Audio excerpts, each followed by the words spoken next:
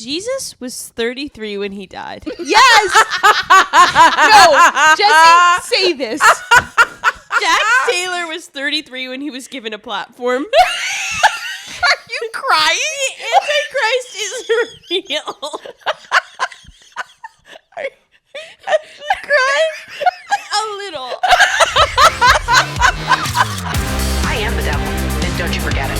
You're a whore with a mustache! I take sketch comedy very seriously. The whore is here! I'm not sure what I've done to you, but I'll take a Pinot Grigio. The only thing I have holding me back is that I have self-respect and dignity. Pumpcast. What's up, you guys, and welcome to the Pumpcast Season 1 reunion. I'm Maddie Drosbeck. And I'm Meg Ruocco. And today we are joined by two incredible guest bartenders, Tina and Jessie. Yay! Woo! Tina, can you freak, bitch? Yes. Thank God. Thank God, because we really need you to. I really can. Jessie, do you think that getting jaxed is an appropriate reason to call out of work? Yeah. Yeah. Big yeah. And there it is. There's There the it is. consensus. Mm-hmm. Okay, so for today's reunion, we thought that it was necessary to have a drink to really capture our personal vibe. Yeah, we wanted to get kind of in the flow of things. We wanted to really feel what it would be like to be on the reunion. Exactly. Yeah. And they've always got a drink in hand. Right. And for this particular reunion, we did have a guest bartender, and that guest bartender was none other than Peter Madrigal. Peter. Come on. Come on. Peter Give it up Palooza. for Peter. Peter Palooza Peter. And we thought that we would just continue to lean into that with a little bit of a peterita action. Now, this was a recipe that I discovered on bravotv.com when I was going through the archives of things that occurred during the early years of Vanderpump. Straight to the source. Yeah, and Yeah. there he was, Peter, giving a how-to on how to make the peterita. So we have not told our guest bartenders how to do it. Nope. And we're going to see how they do. Yeah. With no previous instruction. Yes. Okay, so this is exactly what Peter says. Great. So you're just going to have to We're kinda following follow Peter's along here. instructions to the T. Yeah. I wouldn't want it any other way. My Yeah. brave man. So he starts off by using 3 lime wedges. Wedge. I feel like you have a background in chef, so And he you. what he does is he just throws the wedges into the shaker, and then you're going to muddle all this stuff together. He throws the wedges into the shaker Yeah, now. hard. He doesn't even squeeze them. He throws the wedges straight That's in. extremely interesting. So it's 3 lime wedges, 1 orange wedge, and 1 lemon wedge. okay. very citrus forward. And this is per drink. Okay. So you're should just we making do- 1 right now. Okay. Do you think Okay. I should powerhouse 4 at once, or should we go 1 by 1? Maybe we could go 2 by 2. I love to meet in the middle. Split the difference. Okay, God. love this. Now, here's the thing. I'm no bartender. Honestly, the way I saw him do it is not how I've ever seen any bartender do it. Never have I ever cut up multiple wedges, thrown them in a shaker, and said, and we're off. Right, muddled with the rinds in there. But that's how Peter does it. Well, And I who- trust him. Who am I to go against Peter's wishes? Listen. The Madrigal himself? A little Peter Reed. Not me. The maestro. Oh, God. How many lemon did he say? 1 lemon wedge. 1, so Oh, 2. easy. Okay. And then we got 1 orange as well. All right. So it's 5 citrus wedges total per 1 peterita. Per 1 peterita. Not squeezed. Not squeezed, just muddled together. And we'll see what the vibe is. Here, my secret is that, like, my family likes making margaritas. Like, it's kind of like our signature drink. And, like, my mom makes a really phenomenal margarita. Shout out Oh. Mrs. Ruocco. Shout out Regina. I know you're listening, sister. And I just am so curious as to how Peter's is going to shape up I know. Poorly. to Regina. Poorly. Well, I like the name. I like it too. Peterita. Peterita. Do Peterita. we think it's on the menu at Sir or ever was? Or is this a Bravo exclusive? That's what I think. I think it's a fear Bravo. it may be a Bravo exclusive. I think they thought, what cocktail name could we throw Peter into? Yeah. Peterpolitan, Peter Right. Politan. Peter Old Fashioned. They go, no. That's what said fashion. I do love the idea of it just being his name and then the name of the drink, Peter Old Fashioned. No, that's a Ken. That's a Ken. That's a Ken, baby. Ken Old Fashioned. Wait, I think I need one more orange slice. They need to make what were you guys saying? The catatonic pervert. That's Ken. The Catatonic pervert. That's just an old fashioned. Gin and catatonic pervert. That's what it is. Just straight up gin. That's pretty amazing. Now, if you guys had a drink named after yourselves on the Sir menu, Ooh. what do you think it would be? I mean, Gotta you're be pretty Tina Colada. Oh, duh. really good. Yeah. You could also do Martina. Oh, yeah, I could. That's a different side of you. Tina Rita. Tenorita. Or I could do Martina. Yeah. Why do all my names kind of fit into cocktails? Yeah. We're stumbling into something here. Jessie, what would you do? I feel like I would kind of go maybe like a juicy angle. Ooh. Jessie. Juicy Jessie. And it would be juicy. Maybe. Actually, my first alcoholic drink I ever had was a Dirty Shirley, so I feel like it would be a take on. Oh, I love that. A dirty Jessie. A dirty. Ooh. A dirty Jessie. Okay, There's loving something to that. You could also do like Dirty Jessie's Girl. Like something like Jessie's Girl. Yeah. Like, Yes. Instead of maraschino cherries, we use those Luxardo ones. Yes. Yeah. That's there's really something good. there. I'm How feeling- is the muddling I'm going on feeling- over there? It's very wet She's in here. killing it. She's killing it. Oh, by the way, you have to add in some simple syrup to that. Oh, little yeah, muddling we'd love mix. to. He just kind of eyeballs it. Well, Peter has concocted something. He's doing something for us. And he always is. He always Yeah. is. Peter. So You guys should have him on. He'd come. I think he would. and He'd zoom in. I hope that we one day will. I he genuinely- is someone I'm not scared of. And this is, should we do the reveal of who we saw, who we were scared of last night? Yeah. Let him have it. Guys, we were shaking in our damn boots last night. I actually didn't think that my body would have the response that it I did. know. Yeah. Well, I actually felt like I couldn't look at him. Me either. I was just looking away the whole time, and I would occasionally just, sort of check my surroundings in like a safety check kind of way to make sure everything was okay. Check my 6. Yeah, exactly. Yep. But we did go to a Tom Sandoval hosted Vanderpump trivia night last night. Scary. It was Terrifying. so scary. Jessie and Tina were also there. And we were so scared. We were kind of in the line of fire. We were. Eyesight Yeah. wise. 100% we were. Well, part of the issue was that we were sitting next to a table with someone who was very excited to talk to and engage with Tom. And we were not particularly wanting to talk to or engage with Tom. So there was a lot of like, Tom, over here. Tom, what about this? And every time he would look over, we would all kind of like flinch in unison. Meanwhile, fear. we all are mic'd up and Yes. have fucking like 3 cameras Yeah. sitting on Yes. the table. Well, I'm like, do not look over here. another element of it was that his girlfriend was sitting very close to us. Yes. And his Yeah. girlfriend clocked that. I clocked her immediately because I saw her went, oh, and we're also mic'd up. We have the tripod. Subtlety is not my strong suit. So Yeah. she knew. And I was like, she knows, we know. and Right. We're Yeah. mic'd up and tripoded up. And I was like, it's a weird. So it's like we're flinching from him, but then I'm staring at his girlfriend. I'm like, oh, So no, pretty. It's a bad scene. The She's whole gorgeous. thing was So- scary. She's gorgeous. Worse than skydiving, I've heard. It was Yeah. I've heard. I've heard. Many have said, He did play the trumpet 3 separate times. and thank God. And thank God he Because did. what else was he gonna do? Quite literally nothing.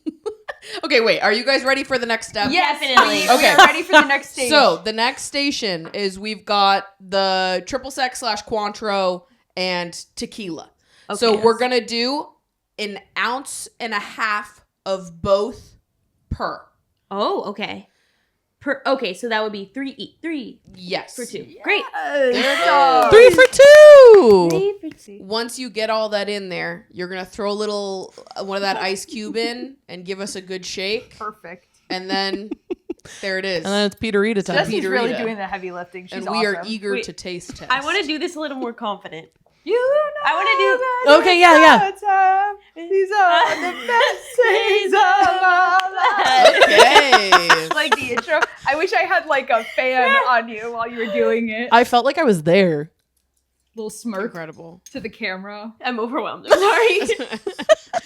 So, of course, since we were mic'd up and we're videotaping, we do have an episode coming next week. Yes. Focusing solely on our Tom Sandoval trivia experience.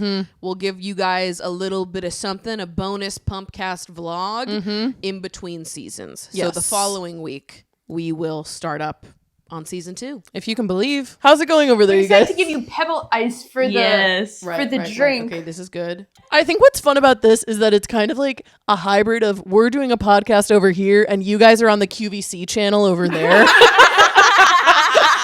Shall we bring them Yes. over? Let's do it. Let's dive into these Peteritas. Yeah. It's our time. These are the best days of our lives.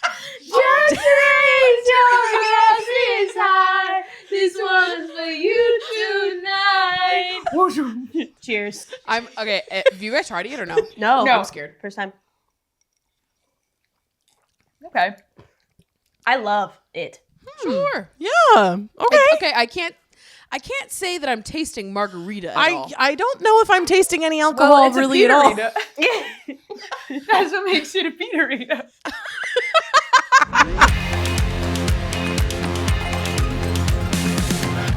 Top of the reunion. Andy Cohen is here, and he's going to get to the bottom of everything that happened this season. He's there already. I feel like there's kind of a little vibe between him and Jax. Totally. Yeah, I was thinking that up. Don't know if anyone else was quite catching what, Yeah. what Andy was putting down. No, for sure. But I feel like I was. Like the way that he said hi to him, there was something about it where I was like, I could see them doing something together. Should we start a rumor? Perhaps. It's just the way he's always playfully taking him to task. Yeah. Yes. He's honestly doing more than the therapist did at all. Yes. Yeah. So much more pushback than the therapist, or I would say the spiritual healer, spoiler, that we meet later on. Sure. 100%. So the first question that he asks is for the big boss, LVP. Yep. And he's asking Lisa, what's basically the experience of watching what goes down in the workplace when you're not around? And she's like, well, that's just the hardest part because, look, it's entertaining, but I'm down a waitress. What are we going to do?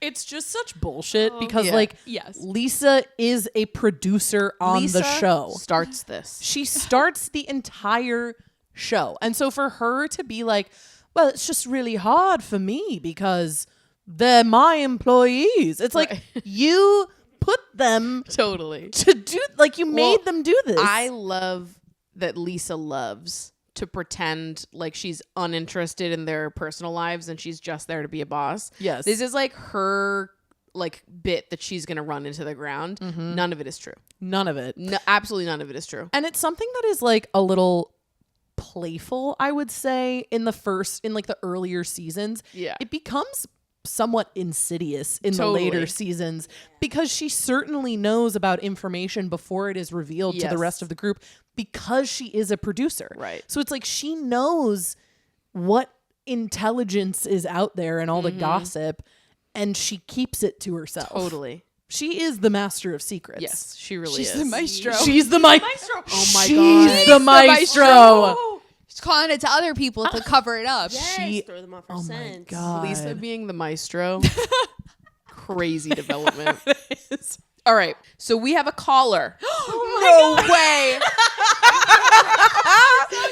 We have a caller that is asking us about Miss LVP. So let's hear what they have to say. Don't you think that lady's just trying to run a nice restaurant?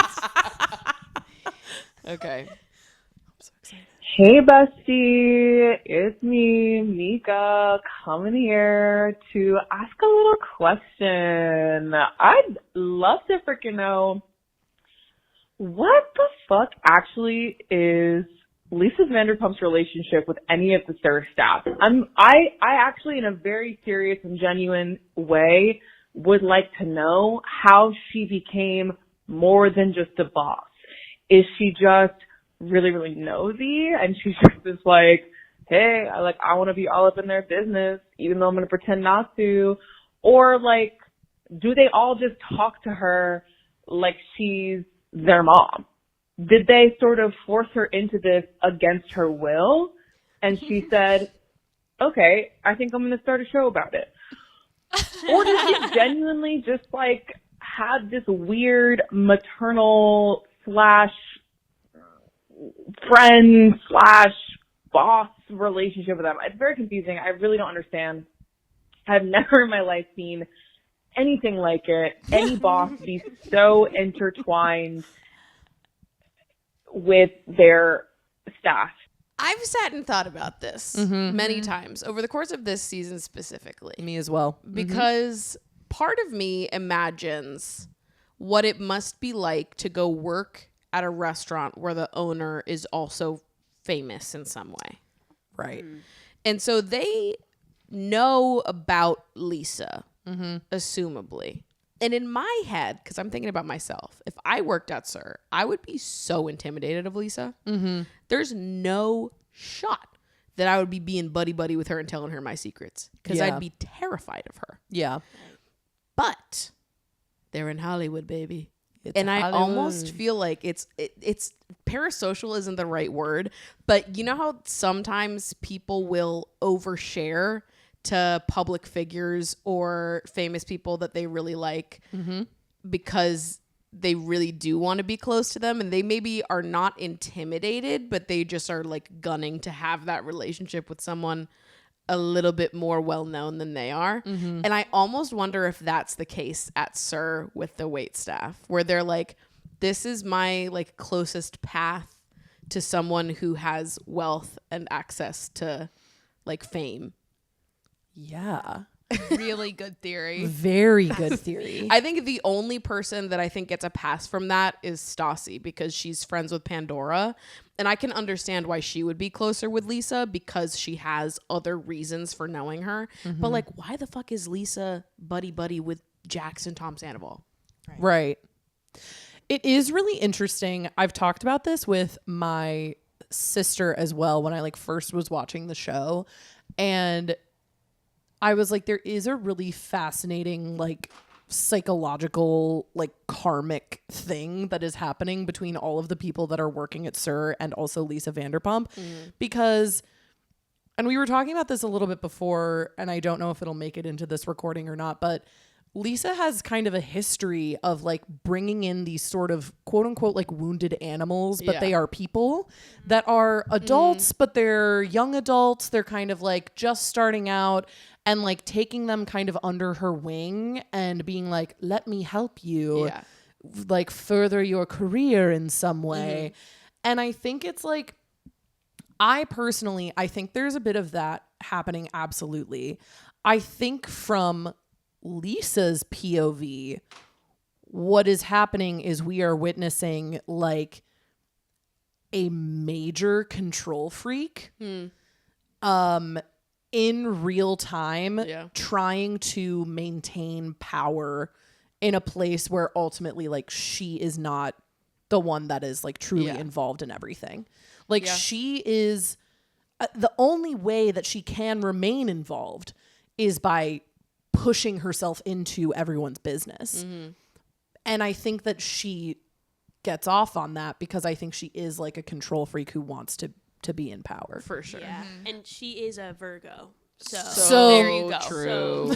Never forget that part. Asked and answered. Yeah. Cancer moon. Yeah, because there's something that has to be mommy. Yes. She's like, I am mommy to these 40. Yeah. Yeah. And it's the combination of she's very like dance studio owner. She really is. Where she's warm and then withholding, and she has her favorites, and it feels so bad to not be a favorite, and oh, look at, and then you have the seniors being like, oh, Lisa had us over and blah, blah, blah, blah. And you're like, well, it must be so warm in the sun. Like, you know what I mean? Yes. And then You are so right. You want to get Succession. That's what that's from. And you know what? She is a lot like that main guy, Logan Roy. Yes. She just has that quality where it's like, oh, well, I don't know. She's good to these other people, and that must feel so good. Mm-hmm. But she keeps it. And it's funny when you were saying she has to get in the middle of everything and that she's a control freak and all these things, because what she is so hypercritical about for Kristen is that Kristen always has to be in the middle of everything. Yes. And I'm like, she sees herself. Mm-hmm. It's almost like the phenomenon of like when mothers resent their eldest daughters for being so similar to them. Mm-hmm. Yes. That's how I feel. That's the dynamic that I feel between Lisa and Kristen. Yeah. Yes. That I feel like Lisa views Kristen as this kind of like shadow reflection of herself. Meddling brunette. Yes. that's why she feels like such a resentment towards her, because she's like, ooh, you're trying to do what I do, but you're doing it wrong and poorly. Yeah. And there's like a certain sort of like disdain and I feel for like that. this contrast between how she treats someone like Kristen and how she treats people like Jax or Sandoval, who arguably are way worse than Kristen ever is. Yes. But it becomes so obvious as the seasons go on that Lisa will continuously like grant the boys a level of understanding that she refuses to grant someone like Kristen. Mm-hmm.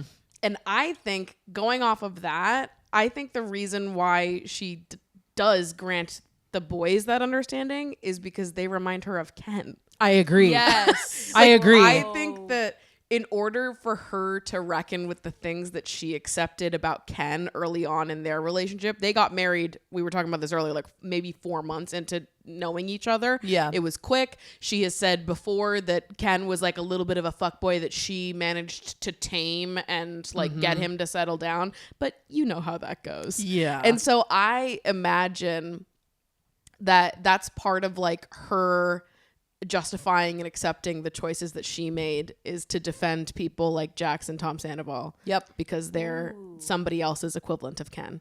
I agree. I think there's also something so fascinating about Lisa's generation in particular of women and career women in that generation, because they are simultaneously have this experience of like going against what was expected of them because they, you know, grew up in like, you know, the 80s or 90s or whatever, where like women were kind of starting to have their own careers and they were starting to be able to like have lives for themselves and whatever. So they're kind of like breaking ground in like a feminist way in that way. Mm-hmm. And yet there's still this like really pervasive sense of like patriarchy and misogyny that I've witnessed in like, I mean, like relatives of mine and like, you know, older women who I know who have had kind of similar career paths where they'll still be so deferential to the men in their lives, even though they are the ones who like I would consider to be the powerhouses. And I think that is also such a reflection of like how Lisa chooses to treat the younger women versus For sure. the younger men. Yeah. Mm-hmm. There's also like a level of, I mean, it totally feeds into that, but like there's like a pick me behavior to it almost, where it's like she knows she has the approval of the women, but she like wants to gain the approval of the men. I think that's why she's so like easy on them and lets them get away with literally murder. Yes. And I think she wants the jolt from the flirting. Yeah. Like, let's be honest. She Yeah. lives for the stop. Yeah. Yes. Like, but she loves it. Yes. And they realize that she loves it, so they feed into it. And then it's like, I always thought, I'm like, how did Katie feel? Especially, like, not so much season 1, but as you see, like, Tom Schwartz goes on to be so inappropriate and weird with Lisa. Yes. And it's like, I don't know how that would feel as his. I mean, I don't know how it would feel to be Tom Schwartz's partner at all. Hellish. And I can thank only God, imagine. And thank God. May a love like But- that never find me. But you have to kind of like laugh because you're like, well, but that's Lisa. She she's older, but it's not out of the question that he would be. It's like a very weird, blatant level of flirting that she encourages. Yeah. Yes. Yeah, and it's almost like her way of being like, he could be mine too. Right. Like, Yeah. I am the dominant female. Yes. Yes. She's Don't always forget like big dogging the women Yes. and like simultaneously flirting with the men. Yeah, I think that there's just an element of like, again, I think there is a needing to be in control and specifically needing to control social situations. Like, I think that she is genuinely like, I think she is like kind of quite a malevolent character because I do genuinely believe that if like she were a man, I mean, we made this comparison earlier in a joking way, but like Tony Soprano v. Lisa Vanderpump, there are some similarities there. Yeah. Well, when I first started watching Vanderpump, people were DMing me on Instagram telling me at the end of every season to make a cast ranking. And when I first started doing it, I wasn't including Lisa. And people started DMing me being like, you have to include Lisa in your cast ranking. Yeah. Because at first I was like, well, Lisa's like, she's their boss. She's not really like involved in the drama. But people were like, as the seasons go on, you start to realize what a hand Lisa has in all of these people's drama. And so she needs to be involved in the cast ranking for that reason. Yeah, but I think like as far as her being so involved and everything goes, again, I think it's like, it's just set from the jump that she is the creator. And I think she feels a certain God complex about that. Which is so funny. I don't know. I know you watched Beverly Hills. Did you guys watch Beverly Hills? I haven't. That's part of the reason why she ends up like leaving halfway through her last season and like doesn't come back for the reunion, which is a huge Bravo no-no because it became so apparent she was trying to produce her like Beverly Hills and nobody else was having it, and so she had no choice but to leave because she couldn't like keep lying. Yeah. She became like unwatchable on that show. Wow. And I love you, Lisa. Do not get it twisted. She's Disney bounding as you right now. Exactly. But when she leaves Beverly Hills, there is a pretty direct correlation between then her starting to really become a figure in Vanderpump Rules in a way that I didn't like. I was like, even though it's a game, I like her as just the boss. Yeah. And not I don't want to see her meeting Lala for lunch. Yeah. Oh my God. For sure. Oh, can't wait till Lala joins the scene. Okay, so back into it. We learned that everyone is currently working at Sir. Including Jax. Sheepish king. Every reunion is about Jax being like, well. He's like, oh, what I said was actually kind of bad, wasn't it? So Jax at the end of last episode obviously quit Sir. And now the next episode here at the reunion, he's like, yeah, that didn't last too long. Come on. You know me. Came crawling back, obviously. And Lisa has a great quote because Andy basically turns to Lisa and is like, hey, why did you hire Jax again? Yeah. And Lisa's like, well, it's their personal life. It's not work. You know, I can't. Yeah. Right. I can't let that involve whether or not they've been hired. Might I remind you that Jax I don't know, 2 months ago in this timeline was caught having sex in the bathroom at Sir with Laura-Leigh. Meanwhile, Lisa is like, well, he's a great employee. He's not. And she's like, I didn't see it. Right. I only heard, and who can I possibly trust? It's just the manager But who she told had the me. whole spiel about how hard it was to watch what happened behind her back at work. Right. And Right. then she's like, but that part was hearsay. It's their Hearsay. personal lives that happen at Sir. Yes. Someone who said that it reflects poorly on her when they misbehave in other people's restaurants. Meanwhile, she's watched an entire talking head of Jax fully admitting to having had sex Right. in the Sir And bathroom. lying to her face. Yes. Hard. Yes.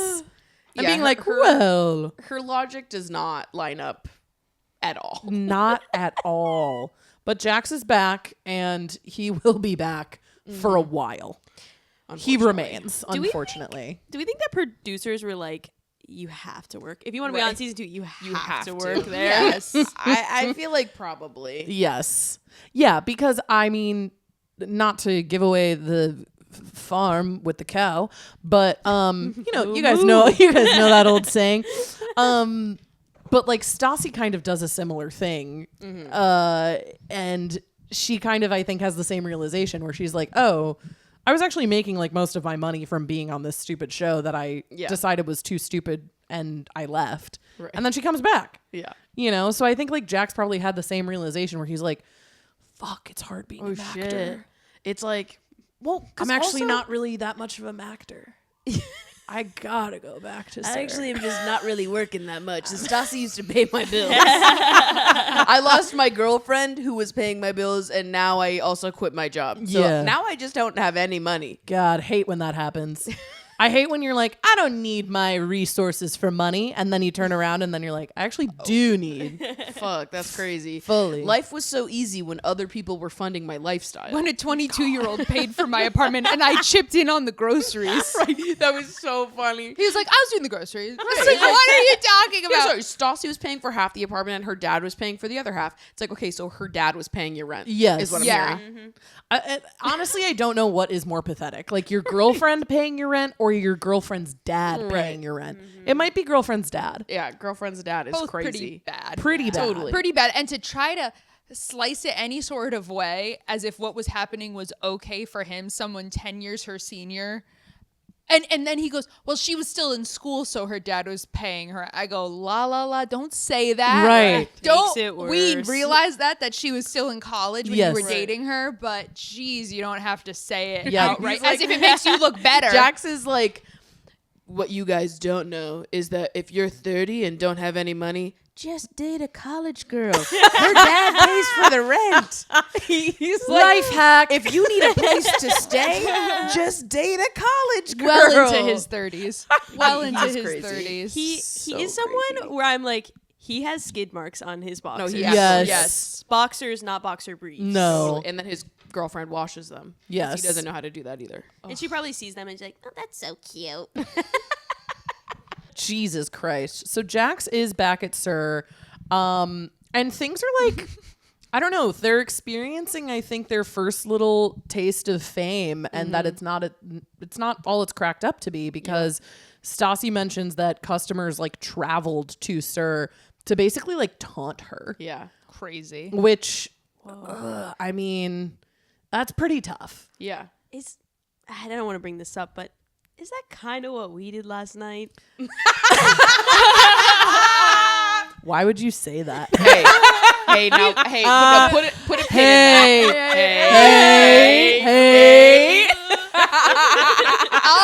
I will say something to address that, and I don't know that it's right, but I feel more comfortable bashing a man well into his 40s than a 22-year-old woman.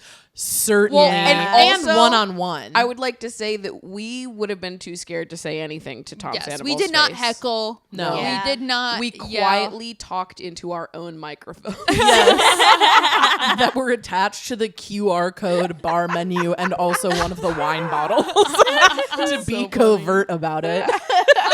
Vision. I also like how in this reunion when you're like it's their first taste of fame, yes there's like the negatives, but like I was like, oh, the vibe of this reunion is downright charming. It is. They're all like, they say, Andy says something and they're like, hi. Yeah. like they like it. They're like, isn't it fun to walk down memory lane? Yes. Like they're just laughing. Totally. They're polite. Like it's not the way the reunions end up being, which is like you parade out in your regalia and you get ready to fight for 8 hours. Like they're all just kind of like, even about like, there was some crazy stuff that happened this season and they're like, well, when we were fighting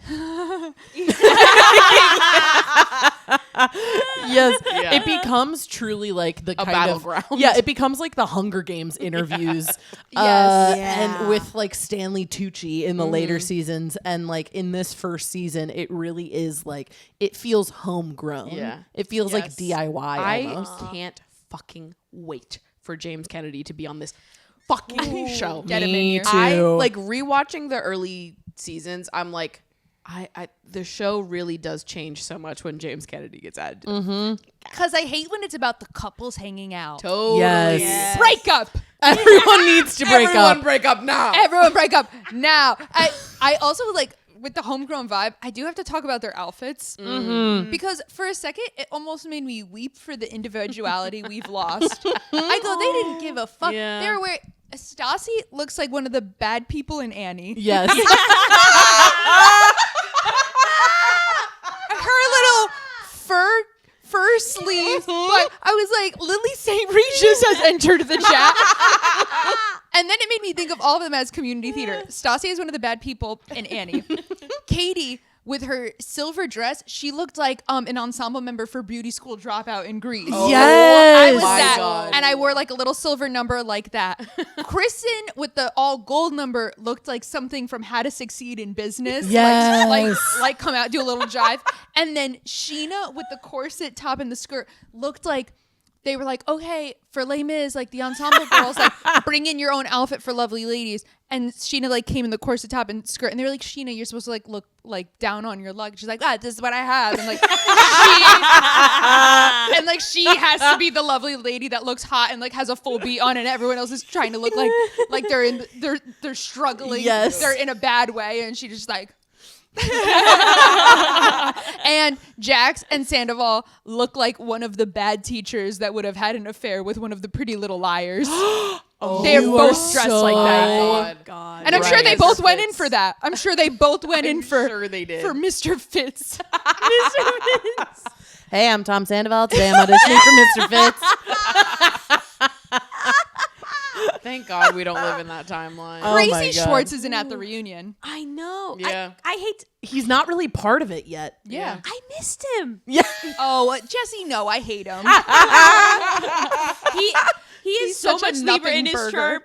chart that he's a little charming. Yeah, he is charming. Especially in the earlier seasons. Yes, Yeah. You don't he get goes full blown crazy. Yeah, you don't get like full Insidious Schwartz until like I feel like 3 or 4 is when he starts really coming out. even to be he honest with does pour a drink on Katie. Yes. Yeah. And of course calling Stassi a fucking bitch for getting upset. Fuck you, Yeah, bitch. that was bad. Once again, why did Stassi once again have to answer for tossing water on Katie after her boyfriend said to her, fuck you, bitch, and then threw a bunch of I'm like, getting water on you is different than alcohol. Andy then brings up the brandy of it all. Right. Which we have another great phone call about. Yes!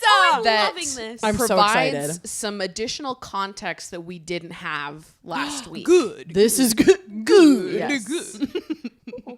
Hi, okay, I'm calling in to talk about the Brandi and Scheana situation. So, to my understanding, and am I fact checking this? No, but to my understanding, Scheana had done multiple on TV interviews, or at least 1 or 2, talking about the affair with Eddie. Like, I don't know if they're ex of Hollywood or what it was, but she definitely was a part of making it more public than not. And I think that's really why Brandi held such a grudge against Scheana, is because of how public she made the affair on her end.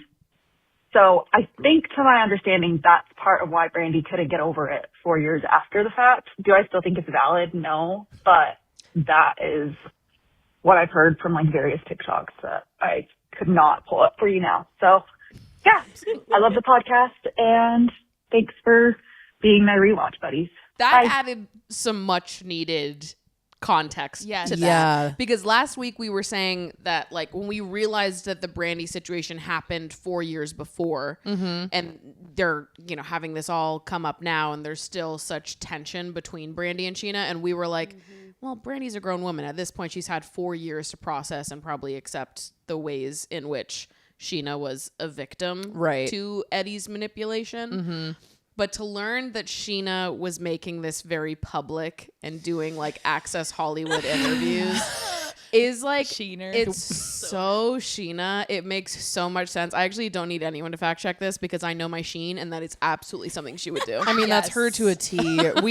Unfortunately, we did forget about Sheena's fatal flaw, which is that she simply needs everyone to know her. Because it was not only about saying, oh yeah, me too, I was with him. It's about being like, me, another victim. Yeah. It's his wife and me, the 2 victims. Yeah. And it's like she has his young children and Sheena's just like a 21-year-old, and she's like, oh, I know. We're Right. all crying. Like, she was trying to position herself as an equally scorned person. Yes.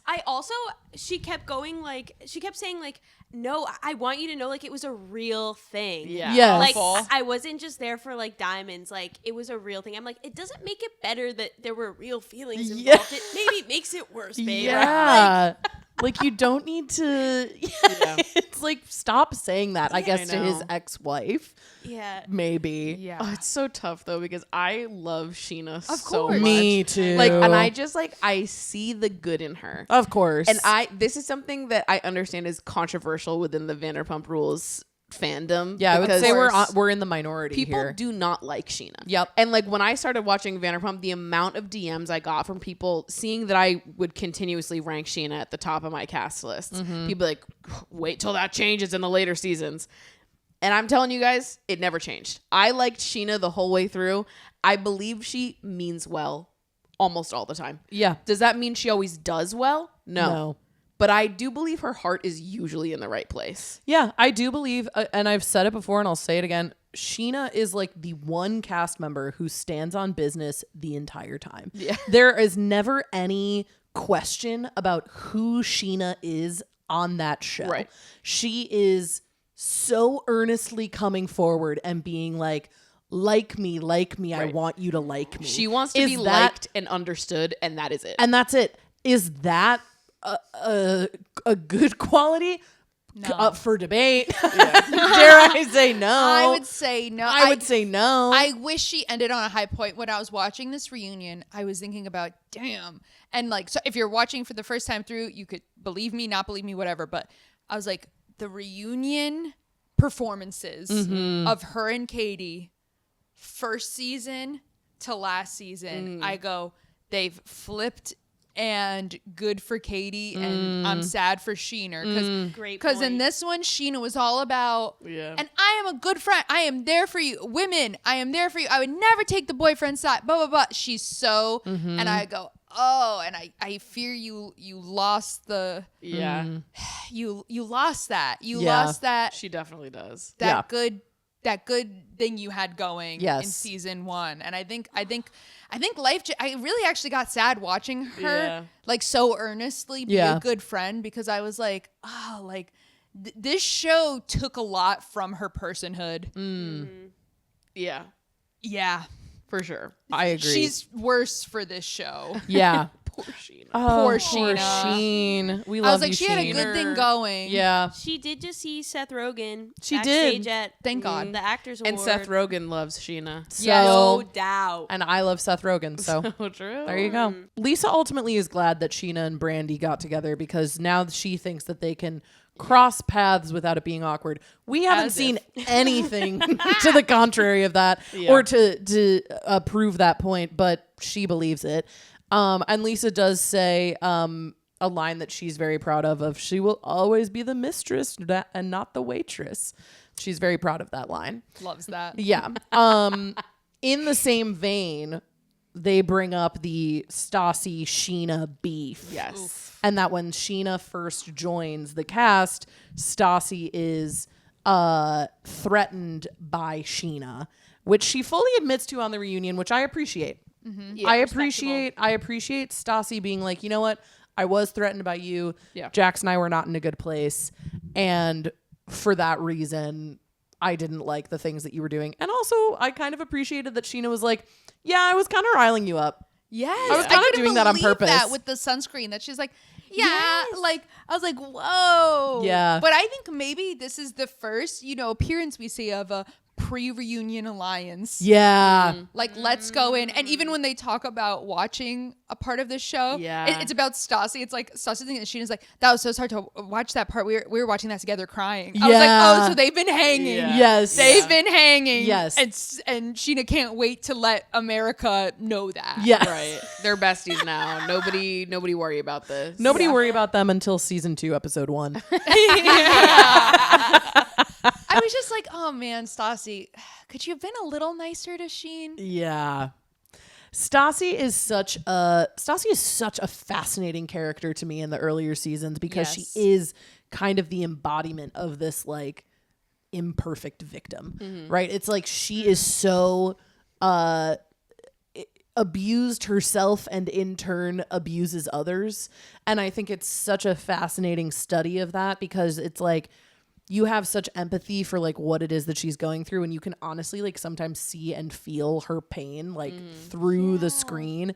And then she'll turn around and say like the most horrendous thing. She's a wordsmith. She really is. She's a wordsmith. I see, unfortunately, I do oftentimes, even in her moments of worst behavior, see where Stassi is coming from, because I am a Cancer woman and she is a Cancer woman. Totally. So I'm like, when I first watched for the first time season 1, there were times I had to turn it off because I was so triggered by the Katie Kristen of it all. Oh. Because I was like, I felt, and maybe this is just projecting, but like, I was like, I know that feeling of being like, everyone thinks I'm so like, I don't know, like they have this thing of like, don't worry about her, she's fine. And she's like, but you guys were supposed to be my friends, but she's acting in a bad way. Yeah. But I was like, but those are her friends, and she like feels abandoned by them. And as a July Cancer, I will say, being in a bad place with your friends over the summer when it's your birthday, it is that fucking serious. Oh, yeah. It is that fucking serious. Yeah, I believe that. It's like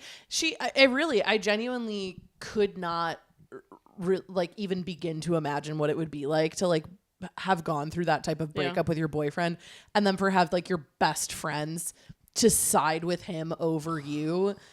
It like is so, it would be such a difficult thing to go through, and then on top of all of that, you're 23 years old. Awful. Well, horrible. I mean, really, like in hindsight, I would defend Stassi on pretty much everything she did this season. Yeah.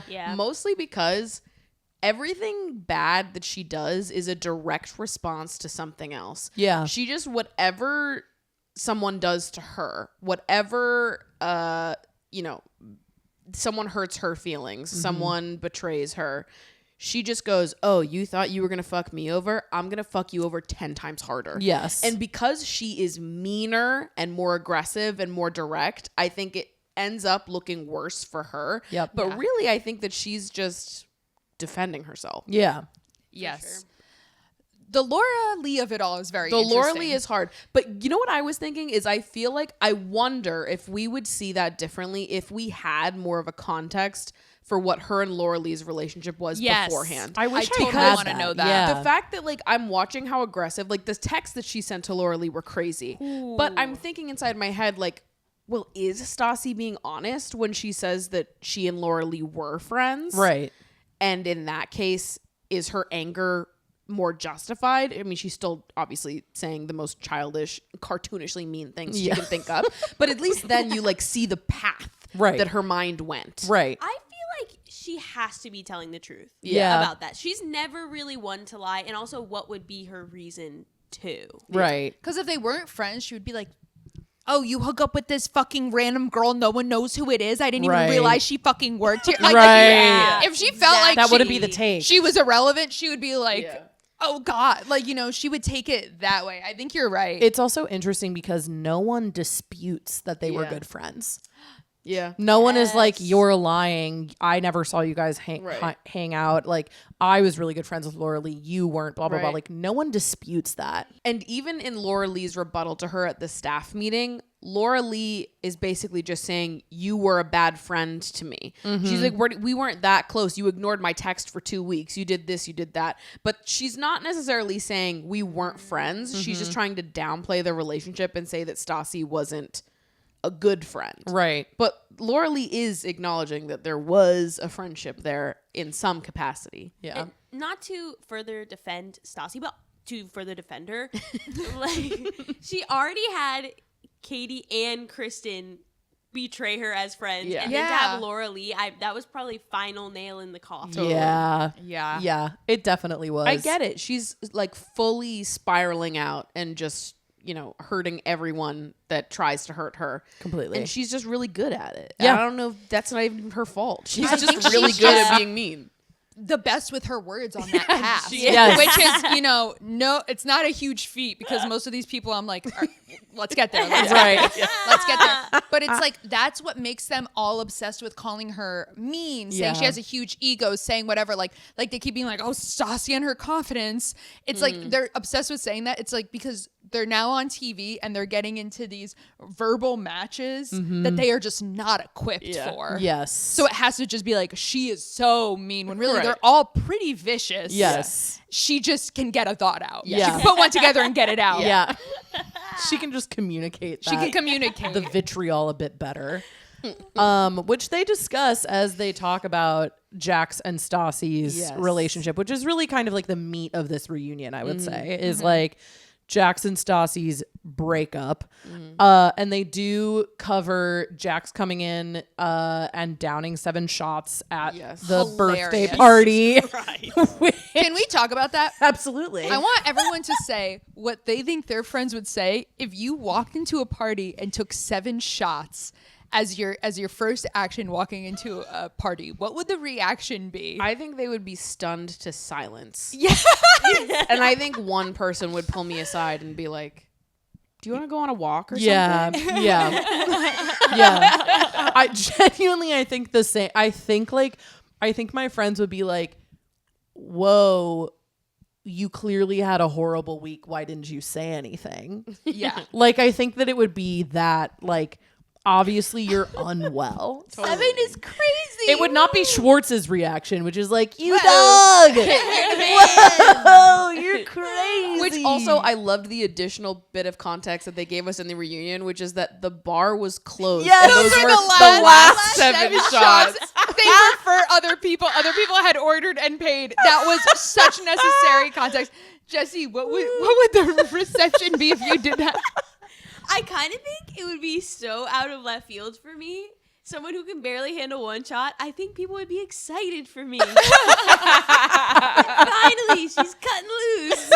I would think it's a prank. If I saw you do that, I would be like, she's pulling a prank. Yes.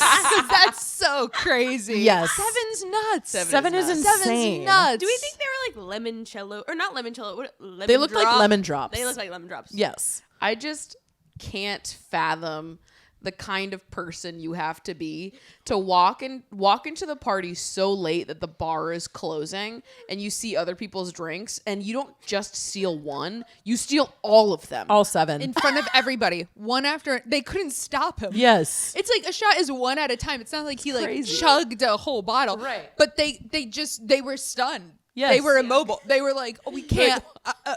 We don't know what to do. Yeah. What do you think people would do if they saw you taking 7 shots? I think stunned to silence. Yes. I think 2, people would be like, all right. I think past 3, people go, whoa. Now that's interesting. Like, how many shots do you think you could take in a row before your friends become concerned? I think 2, they'd be like, fun. Yeah. Birthday. Yeah. They'd probably think it's my birthday. 3, they go, oh, okay. Past 4, I think dead silence. I think people are looking at my boyfriend, seeing if he has any leads on how to proceed. Like, I think people are scared. Yeah. For Agreed. sure. Jax basically, like, he says that his excuse is basically like, I came in and I was heated. And it's like, Right. Okay. Like, well, okay. how can order a you chamomile. dispute that? And then someone, I think it's Lisa who says, like, well, Jax always walks into a room and wants to dominate the party. Like, he's the one who wants to, like, be like, I'm Jax and I'm here, which is like, okay, but like, there are certainly ways to do that without taking 7 shots at once. Certainly you could just come up and say, the party's here or something like that without taking 7 shots. Yeah. He does not do that. No.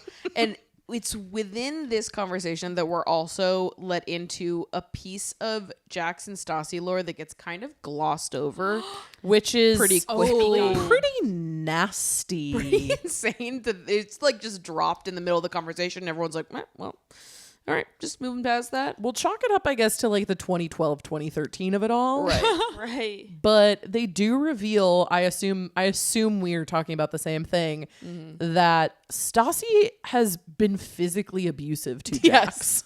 Can't defend that like one. bloody cannot defend nose. that one. Yes. She said it was like a crime scene. One of the quote scariest moments of her life. Of Yeah. her Of life. her life. And Lisa, I want to talk about this. Get your take. I felt like Lisa already knew and was forcing them to say it on camera. did. Yes. She goes, "Oh, you must have hit him." Yeah. Yes. No, What? that I was would never assume absolutely- that's the case. Yes. She knew, and She totally knew. why would she want it on camera? Court. I feel like that was her way of being like, well, Stassi, you're not perfect either. Oh, I think that it was is her. running defense Classic for woman Jack. hating Yes. VP moments. But it was so like the way that it got brought up, like it was like, did it ever get physical? And there's dead silence, and you kind of don't know if someone's gonna say something or if anyone's gonna own up to it. And Stassi's like, yeah, you know what? I'll admit there was. I have hit him. I have punched Jax before. And Jax is like, I earned it. He's like, and there's there's fine. I totally deserve that. this really horrible back and forth where Jax is like, everything that I've done that Stassi's done to me, I deserve. Right. And I'm like, whoa, don't make me feel sympathy for you, Jax Taylor. No. Jax and Stassi's relationship is the gift that keeps on giving. If the gift was like a pile of shit that just kept getting bigger and bigger. Because the more that you learn about, you love that?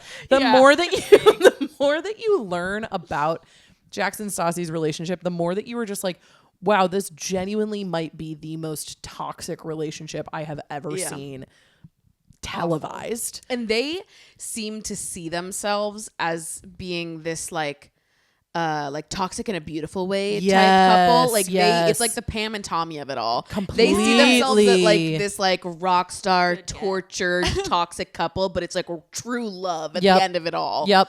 Which They is also crazy. keep saying, we're like the same person. We're like the same person. I'm like, I don't think you don't two have see a that. thing in Yeah. common. I'm like, don't claim that. Yeah. Please, Stassi, do not claim that you're similar to that man. Yeah. And it's so fascinating too, because it's like I'm hearing two people at least I'm hearing Jax be like, I love her so much. And I'm like, I genuinely do not think that you know what that is. Yeah. A straight up, I do not think that you know what it is to love somebody, because this is not it. So just get off that horse.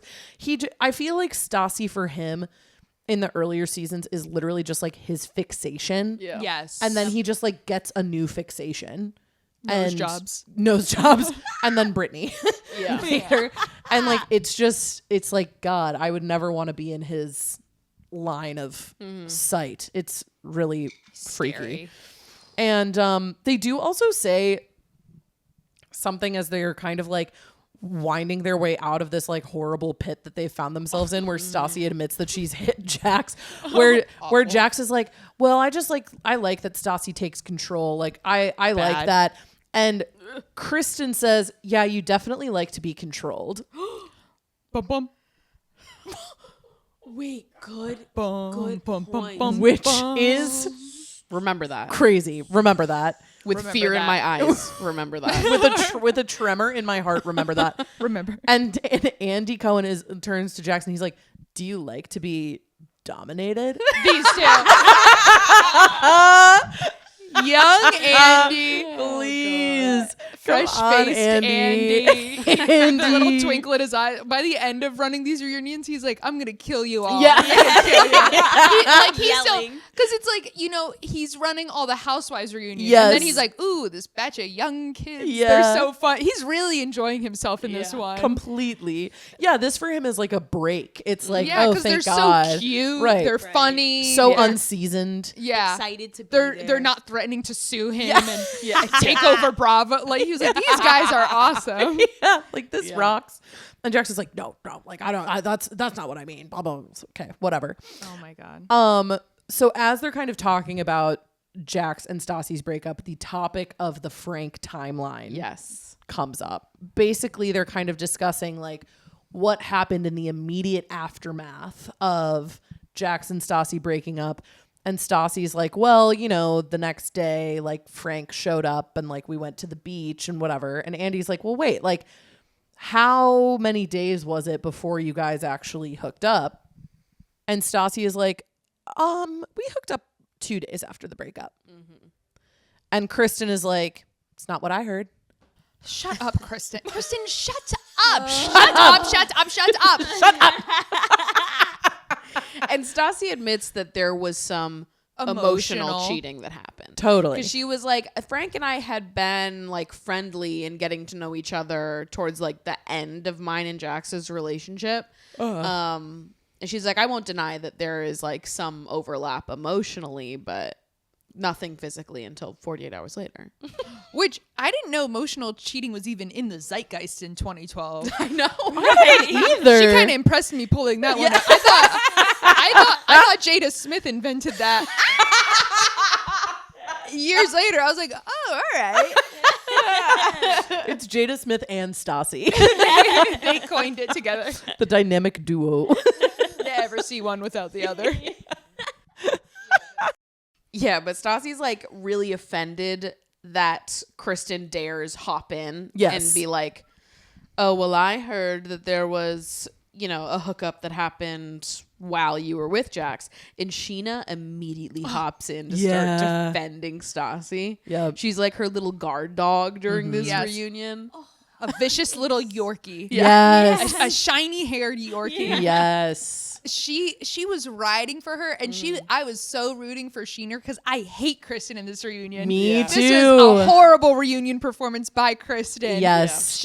She's convulsing every time Stassi speaks. Her and Sandoval are like the little mischief twins. Like they just are like there to be like, we're here to neg whatever Stassi says. Completely. And it's so interesting because I'm like, did I miss something? Because in the last episode, they're all huddled around Stassi being like, I'm so sorry. That's so hard. I can't believe they made up. And then in the reunion, it's like none of that ever happened. But even at the same time, like later on in the reunion, I don't know what they're talking about, but Kristen switches to being comforting of Stassi and she's like rubbing her back because they're sat next to each other. So I'm like, maybe they're fine, but they're also being weird. Kristen's like throwing in these weird jabs. Right. It makes me feel like they probably are fine, but there's like some secret resentment that's like popping up. Yes. Well, I think about this every time I watch a reunion. I'm like, how weird would it be to sit with your friends and talk about something that happened 4 months ago? Yeah. And it's like, we've moved past it, but how I feel might still be how I feel. Yeah. Like it's not in the case of Stassi and Scheana. They were like, I was jealous of you. We're friends now. But in that case, it's like, I don't know. I'm like, it's weird the rehashing. Yeah. Yeah. Kristen's behavior in this reunion is incredibly shocking and weird and perplexing. Like she never really seems to know which side to take or like who she really wants to like align herself with. It doesn't help her performance that every time she says a word, Lisa's like, and Kristen, shut up. You're a stupid twat. That's literally Lisa every time Kristen so breathes. much. She hates her. And was she directly next to her, 1 seat away from her? One seat away. I was like, they put Lisa way too close to Kristen. She really, because genuinely it's like Kristen says something to the effect of like, yeah, like, I don't know, you know, I heard that like Frank and you hooked up earlier than that. And Lisa's like, well, Kristen just likes getting involved in everything, doesn't she? Yeah. And like Kristen and Katie pretty much take the position of like, they're not sorry for not believing Frank, but they are sorry for not believing Stassi. Yeah. Unfortunately, those two things are the same thing. Right. Because Frank and Stassi were saying the same thing. What they should have said is, we are sorry for not believing that Jax cheated on you. Right. We don't regret our judgment of Frank and our wariness of him jumping in so fast. Yes. But we should have believed you. Yes. Completely. But they kind of are playing both sides in this read. They're like, sorry, but also not sorry, but also I'm sorry, but also I'm not sorry. It's like, what I said earlier. They can't make a thought and get it out. Yeah. They can't. Yes. I feel like it's because they were like under the spell of the Toms. Yeah. Yeah. I agree. They It's weren't like themselves. it's the whole like middle school friend group of it all. Yeah. Where they're like, Katie really disappointed me when she was like, but Jax was part of our family. And it's like, no, he wasn't. And just to know, I know Katie must cringe so badly. No, these I days. hated that so much. Stassi's supposed to be her very best friend. Yeah. And she's like, but Jax is also our friend. But that's supposed to be your girl. Yes. Like, that is your bestie above everything else. Yes. How are you gonna then be like, oh, but it's about the group? Like, if you don't have loyalty to your best girlfriend who has just been cheated on, then like, who do you have fucking loyalty to? You care more about like maintaining the group dynamic than giving Jax the consequences of his actions. That's crazy. Yeah. They just, Katie and Kristen, the side that they're on is they just want all the girlfriends to have the same boyfriends. Yeah. Like, that's what it is they just want to be girlfriends with boyfriends. And when Stassi like upset that status quo, they were so much more furious about that than like why that even happened. Yeah. Yes. And so I feel like that's where so much of the blame came from, where it's like, what they were actually mad about is the fact that Stassi, quote unquote, ruined the thing that like made them what they thought was like special and or powerful, which is that they were all hot girls with hot boyfriends. And Stassi ruined it.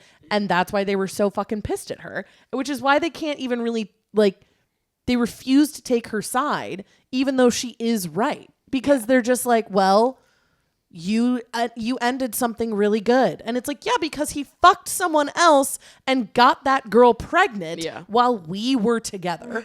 Right. She didn't end it. He did. Yeah. Like, what the fuck? Ah! Awful. And they're both older than her. Yes. Kristen is 29 Like in this that's reunion. Really bad. That's really bad to not be there for a 22-year-old, 23-year-old. Yeah. In this situation. Yes. I'm like, Kristen should have been the first one there, wiping her tears, being like, "This is gonna be a blip in your life. Yes. You're not even gonna remember this clown. Yes. Like, let's hang. Fuck that guy. But fuck that guy. Fuck that guy. Oh, hold on to that. More on that later. More on that later.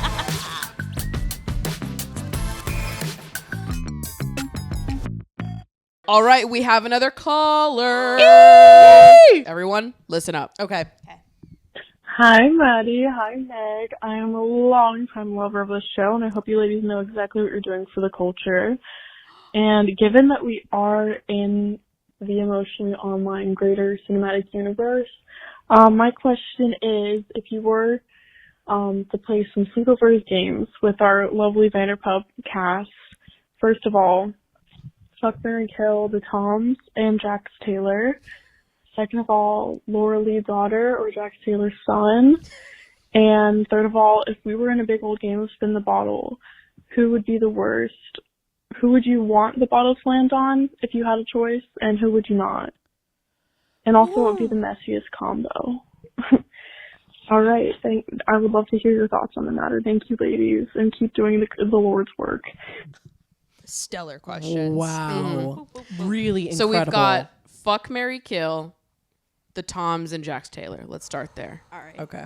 Oh my God. This to me is a really difficult one. It pains my spirit to say this, but I do feel that my answer, shooting from the gut here, kill Jax. Period. Fuck Schwartz, marry Sandoval. Whoa. Wow. I know. And that's hard for me to say. Not what I was expecting. That's hard for me to say. All. But here's my reasoning.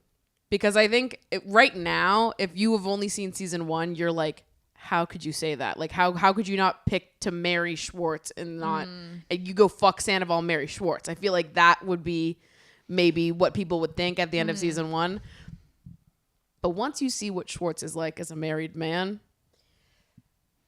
you might change your mind. Yeah. We haven't seen Tom Sandoval married. So there's still something up to the imagination. Tom Schwartz, I know exactly how he is as a husband, and I know he will never, ever, ever in any circumstance have my back. Tom Sandoval, I think that I could manipulate him. Yes. So I think that I could I could mold him. He is a more moldable mind to me. Wow. I think Schwartz is actually too dumb to be molded. Not to cut and paste your answer here, but I'm gonna. And I'm gonna add on that Tom Sandoval makes women feel special. Mm-hmm. And also, that motherfucker's gonna cheat. Yeah. You have an easy way out. Yeah. Totally. True. Yep. Absolutely. It's gonna dissolve. That's true. I'm gonna say something bad. Okay. Oh, I'm really scared. I'm gonna marry Jax. That's the scariest. Because I know I can beat him in court. Yeah. Tom Sandoval, we've seen how things shook out with Ariana. Yep. That was a pain in the neck. He is just smart enough. He's so stupid, but he's just smart enough and difficult enough that he will dig his heels in and fight for every asset and make everything difficult and, slander. I would marry Jax and hopefully kill him soon after. I would fuck Schwartz because Schwartz, I guess, dick doesn't work. Right. So it wouldn't even have to come to that. Right. He would just be like, I'm pretty nervous. And then we could just scroll on our phones and order fast food. That's why he said he missed most about marriage. I go, great. We'll do that. Tom Sandoval, you're done. Yeah. You're getting killed right off the bat. Yeah. Megster, back to you. Wow, it's incredible because my answer has changed now 3 times based on the evidence that has been presented. My original answer was, I think, the obvious choice of kill Jax, fuck Tom Sandoval, marry Tom Schwartz. Yes. This has now changed. Yep. Where I think that this is a great point that you made of Jax is easier to get stuff from in court. That said, I think I need to stick with my second choice, which is kill Tom Schwartz, fuck Jax, marry Tom Sandoval. Smart. Okay. Why kill Schwartz?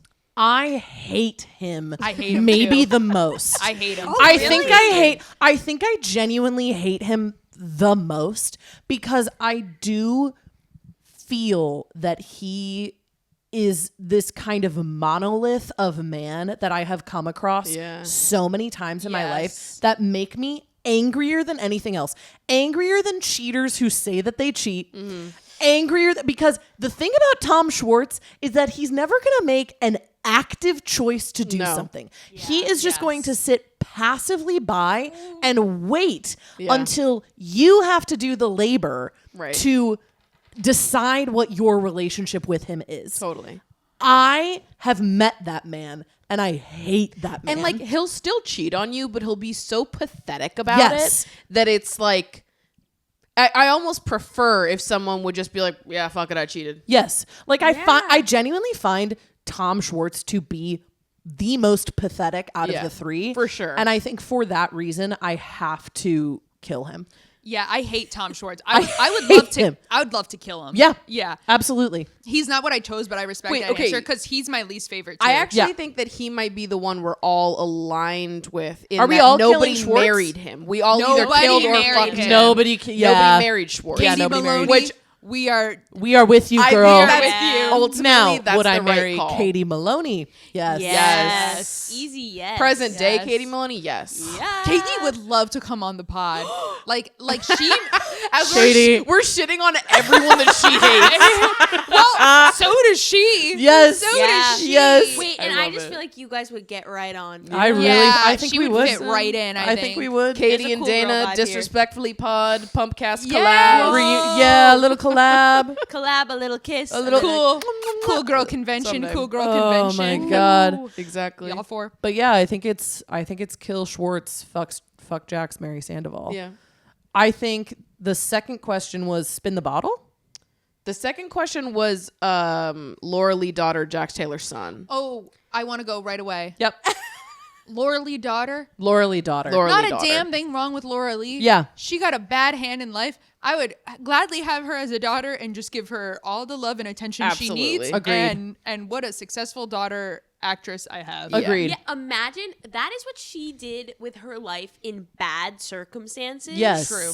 Imagine what she could have done in like a loving, supportive home. Yes. Completely agreed. Everything she is enough and perfect, of course. Yes. I agree. Yes. Yeah, I'm going Laura-Leigh daughter. Yeah. Every day of the week. Absolutely. Okay, so spin the bottle. Yep. Who would you most want it to land on, and who would you most not want it to land on? I most want it to land on Katie Maloney. There you go. Interesting. Even season 1. Season 1? If thinking about season 1. Oh, well, if we're talking about season 1, this is a different story. Yeah. I need to think harder about that. Season 1, I'm hoping it lands on Stassi. I align with you. Gorgeous girl. She's my top pick season 1. Season 1, I'm hoping it lands on Lisa. Okay, this is a good answer. Yeah. I think season 1, the person I'm least hoping it lands on, my gut obviously wants to say Jax. Yeah. I actually think in truth it's Kristen. Ooh. Oh. I'm aligned. I'm aligned. Actually, maybe the person that I would want it to land on least in season 1 is Katie. Yeah. Even though I want to kiss her most now in Right. present day, I think I would want to kiss her least in season 1. Yeah. But it's just a kiss. You don't have to hang.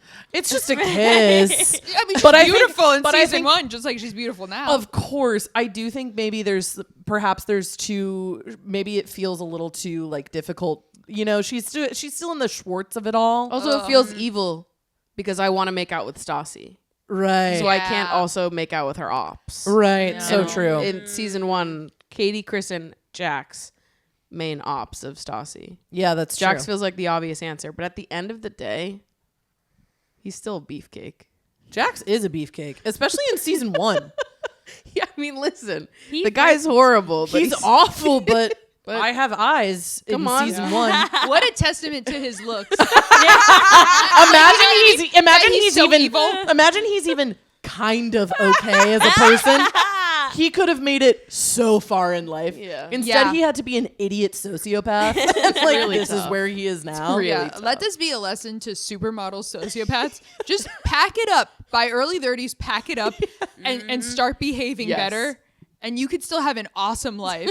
I think like he is the Wario to Rob Roche's Mario. Wow. I love Great this. thing to Yeah. say. Like Rob Roche Sure. is hot and off-putting in a way that endears people. Yeah. Jax is hot and horrible in a way. He's like actually scary. in a way that like it genuinely terrifies people. He Right. repels people from him. I have another Wario Mario. Okay. Okay. Mike the Situation. Yeah. Because Mike the Situation Yeah. packed it in. Yes. And said, I'm going to jail. I'm going to rehab. Yep. Flip the script. Let's start. Let's Exactly. run this back. Yep. He got back with his college sweetheart. Reformed You know his what? life. know that. I love that you brought this up because we've got a caller that has something to say about Jersey Shore and Vanderpump. Oh my god. Whoa! Oh my god. Wait, Jessie, who This would is you cosmic. kiss and not kiss? I would kiss Stassi, and then I would not kiss Jax for all reasons mentioned, but also he looks a lot like my uncle. Your uncle's stunning? Is your uncle available? He was very handsome, but Oh. he's also not very nice. Oh no. Oh no, it's okay. It's okay. He's like Jackson that way. Okay. He's like Jackson that way. Yeah. Hard to have it all. Who would you kiss and who would you not kiss? Okay. I think me and Scheana could have a really fun Oh, kiss. I think we could have Sheen. like a fun, giggly Yeah. night where we're like, we Yeah. kiss, let's spin the bottle. I would hate to kiss Tom Sandoval Absolutely. Yeah. Really tough. because I know he'd keep bringing it up to me whenever he'd be Really like, good reason. he'd be like, not always though, Tina, right? Remember spin the bottle? That's when I kill him though. To go back to the early answer. So yeah. All right, here's our Jersey Shore Vanderpump Rules caller. oh my God. Hi, my name is Abby, first-time Vanderpump Rules watcher, long-time reality TV stan. Season 1 of Vanderpump Rules was a beyond amazing introduction to a cast, and it actually reminded me of another reality TV show, Jersey Shore. Such amazing two cast, and throughout Season 1, I couldn't help but compare Vanderpump Rules cast to Jersey Shore cast. So, for example, I kept thinking Jax was this awful, scary, disgusting hybrid between Ron and Mike the Situation, but Jax is honestly kind of scarier than either of those because at least they were honest about the things they were shitty doing. Anyways, I would love to hear either of you discuss the comparisons between the two shows, right? Like, is Scheana just similar to Dina? Is Lisa Danny from the t-shirt shop? Is Kristen Angelina? Is Schwartz Vinny? I would love to hear your thoughts around this because I know Maddie, I know you're into Jersey Shore as well. Yeah, I think we should discuss that because both have deep cultural meanings to me now. So, thank you. Okay, long live Jiggy. And yes, sadly, Jiggy did die in December of 2020. I had to Google that. Okay, bye. Who died?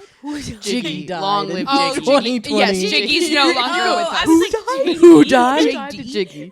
Jiggy Wow, did die. my neurons are going crazy at that question. Yeah. I'm so glad that you guys are here for this because I am no help to this Which this is question. crazy. Next Hey. podcast. I know. I've This never one is over. watched literally, Jersey Shore. When we finish the pumpcast, we'll be doing Straight a different into kind of Jersey Shore. pumpcast.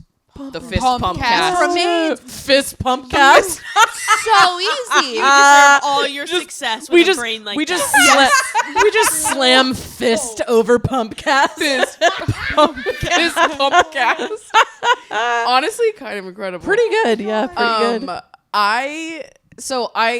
Some of the comparisons were spot on, but there was a few that I disagreed with. Okay. I don't think that Kristen is Angelina. No. We'll start there. Yeah. Okay, pin in that. Kristen's not Angelina. I also am not convinced that Scheana is Dina. No, I don't think so either.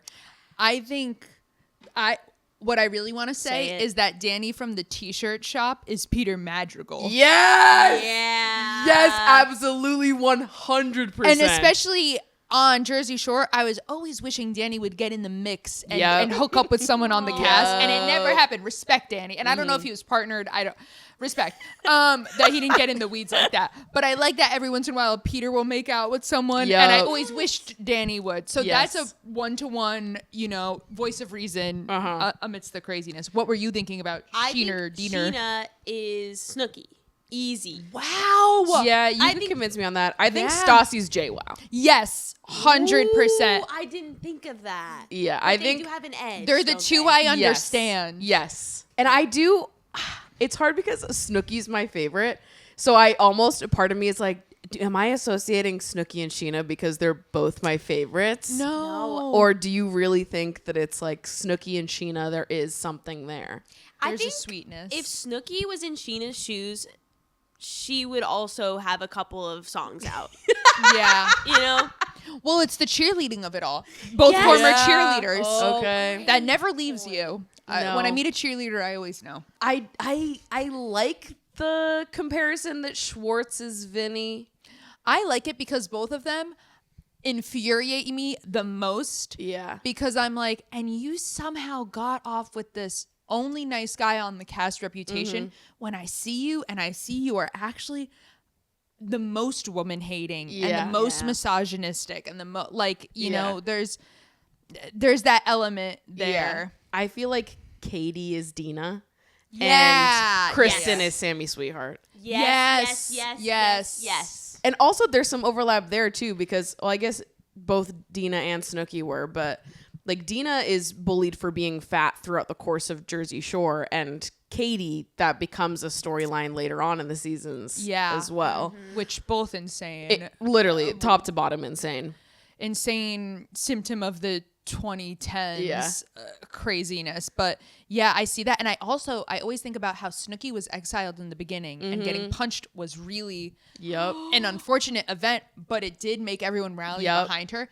And I do think that when something happens to Scheana, everyone is like, yes, Scheana, totally, we are here for you, Scheana. And but it's always something that then where she goes wrong and where Snooki goes right is that Snooki's always like, here's what happened, I'm crying, this is terrible. Whereas Scheana doesn't always get the full support of everyone because she's trying so hard to always pretend that everything's okay until it's not. If Scheana was a little more vulnerable, she might have more like, I don't know what Snooki has, the support that Snooki has from her cast. For sure. Oh, yeah. They should cross over. They should. Yeah. Well, it's making me realize Jersey Shore ended right on time. We couldn't have one without the other. Yeah. I think now we're getting ahead of ourselves. Now we're not talking season 1, but I think Lala's Angelina. Oh, wow. Yeah. So just put a pin in that. Remember that. And then I do think that Sandoval is Pauly D. Yeah. Oh, yeah. Sandoval is Pauly D. I think that Jax is kind of a combo of Mike and Ron, but I say he's more Mike. Yeah, I see more Mike. I think he's more 2009 Mike, more present day Ron. Yes. And I think Sandoval also has a little bit of Mike the situation because it's the cancer man wanting to socially control everyone of it all. James Kennedy is Ron. Yeah. You said it, sister. And Laura-Leigh is Paula. Yes! 2 girls I love and I wish absolutely well. So true. Okay, loving this. Loving this. Yeah, no, Meg, I can't wait for you to watch Jersey Shore one day. You're going to love it. I'm nodding along. I'm liking what you girls are saying. Oh, yeah.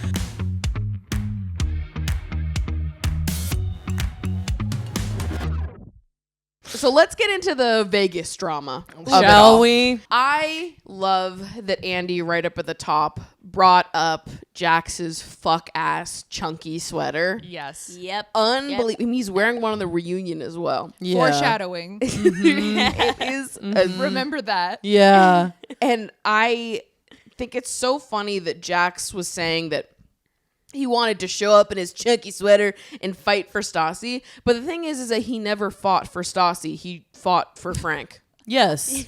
And he What left does the he next say? morning. He got into a weird fight in the parking lot and then just dipped. Yeah. Never even interacted with Stassi. And he doesn't have money to burn like that. Yeah, No. totally. To be flying back and forth just for a fight in a parking lot. Yeah.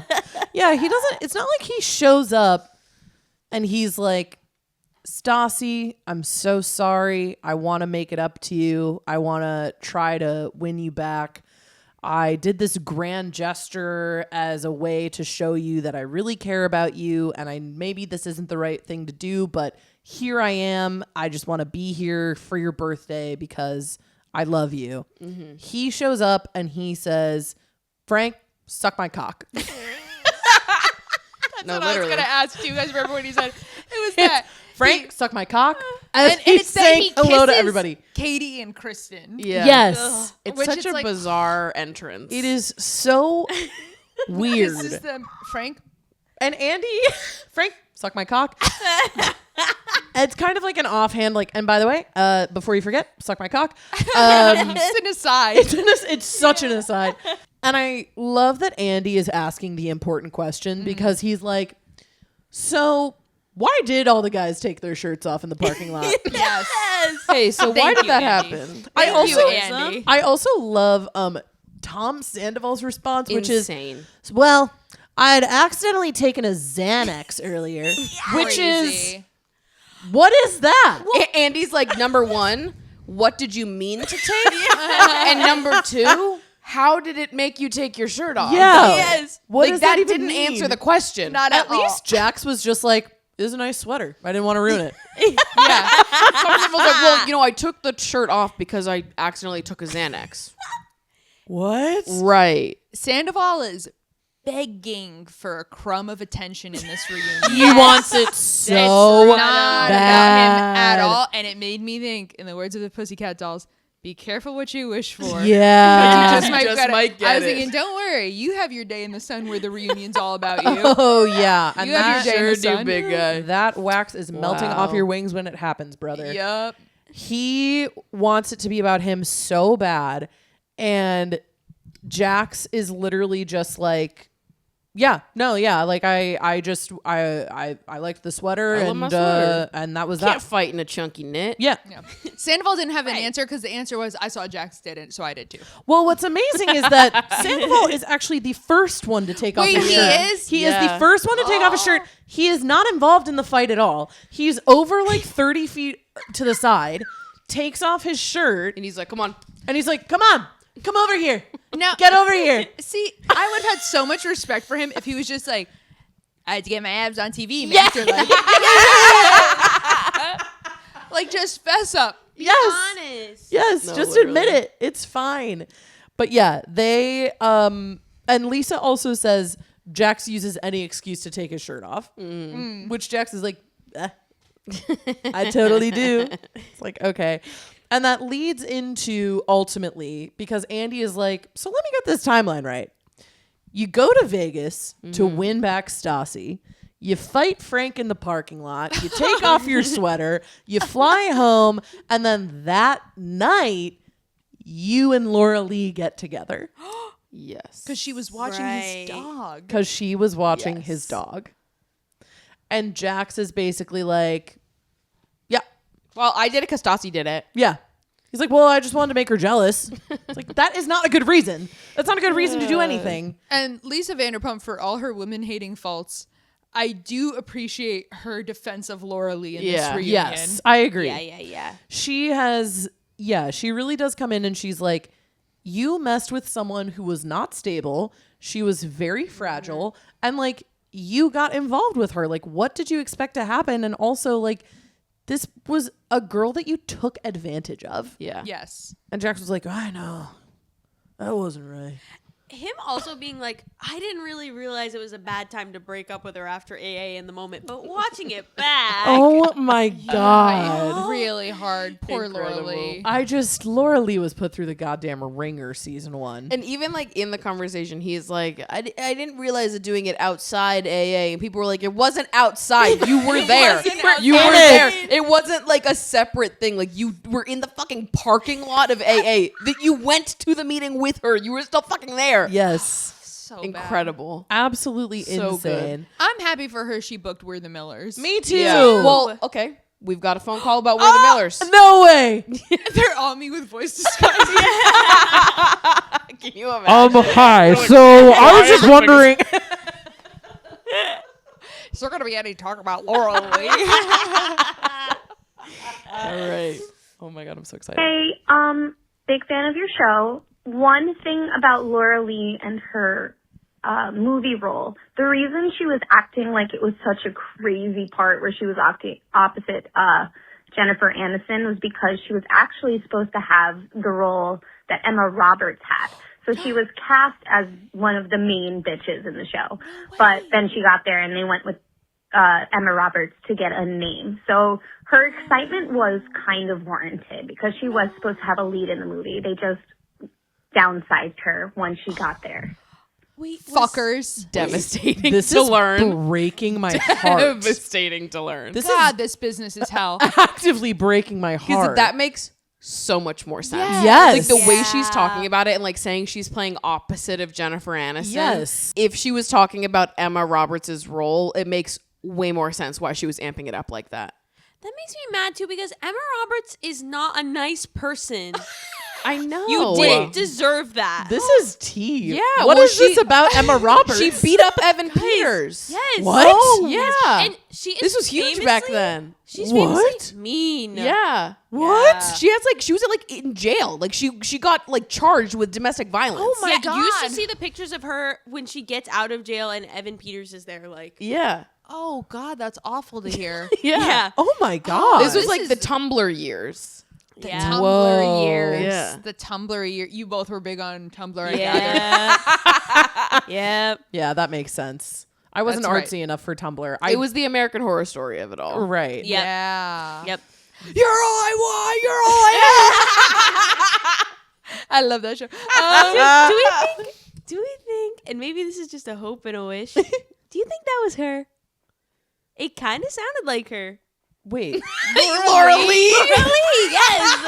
That took me a second. Play it again. Play it again. Oh my God, if Laura-Leigh came in and was like, her? actually, I was supposed to have. Phone, but the voicemail was her?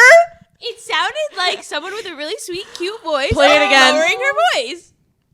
Hey, big fan of your show. One thing about Laura-Leigh and her movie role, the reason she was acting like it was such a Hold on, I'm gonna crazy pull part. her Instagram. That's honestly like you could sell me on it now. Yeah, you could sell me on it. Jessie, that's a really powerful theory, and Also- I'm behind you. I Yeah. am behind you. Okay, and Also, one thing about Laura-Leigh. Yeah, because like, how else would she have that knowledge? Where is that knowledge on the internet? I mean, I'm sure it's on Reddit somewhere, probably also from Laura-Leigh. yes. That would be me. If I was fucking Laura-Leigh, same. I'd be like, hey, I wasn't delusional about that. Yes. Also, I do want to say, if I booked the role of Boner Garage, I'd be fucking thrilled. Oh yeah. You guys would see me. I'd be like, no, this runs on me. Yeah. I'm off to North Carolina. Like at this stage of my career, that would be a ginormous win. Oh yeah. Big time. Big time. I'm gonna play a clip from her Instagram. Whoa. I was kind of hoping she would say her name, but I don't know if she will. Hey guys, it's Laura-Leigh.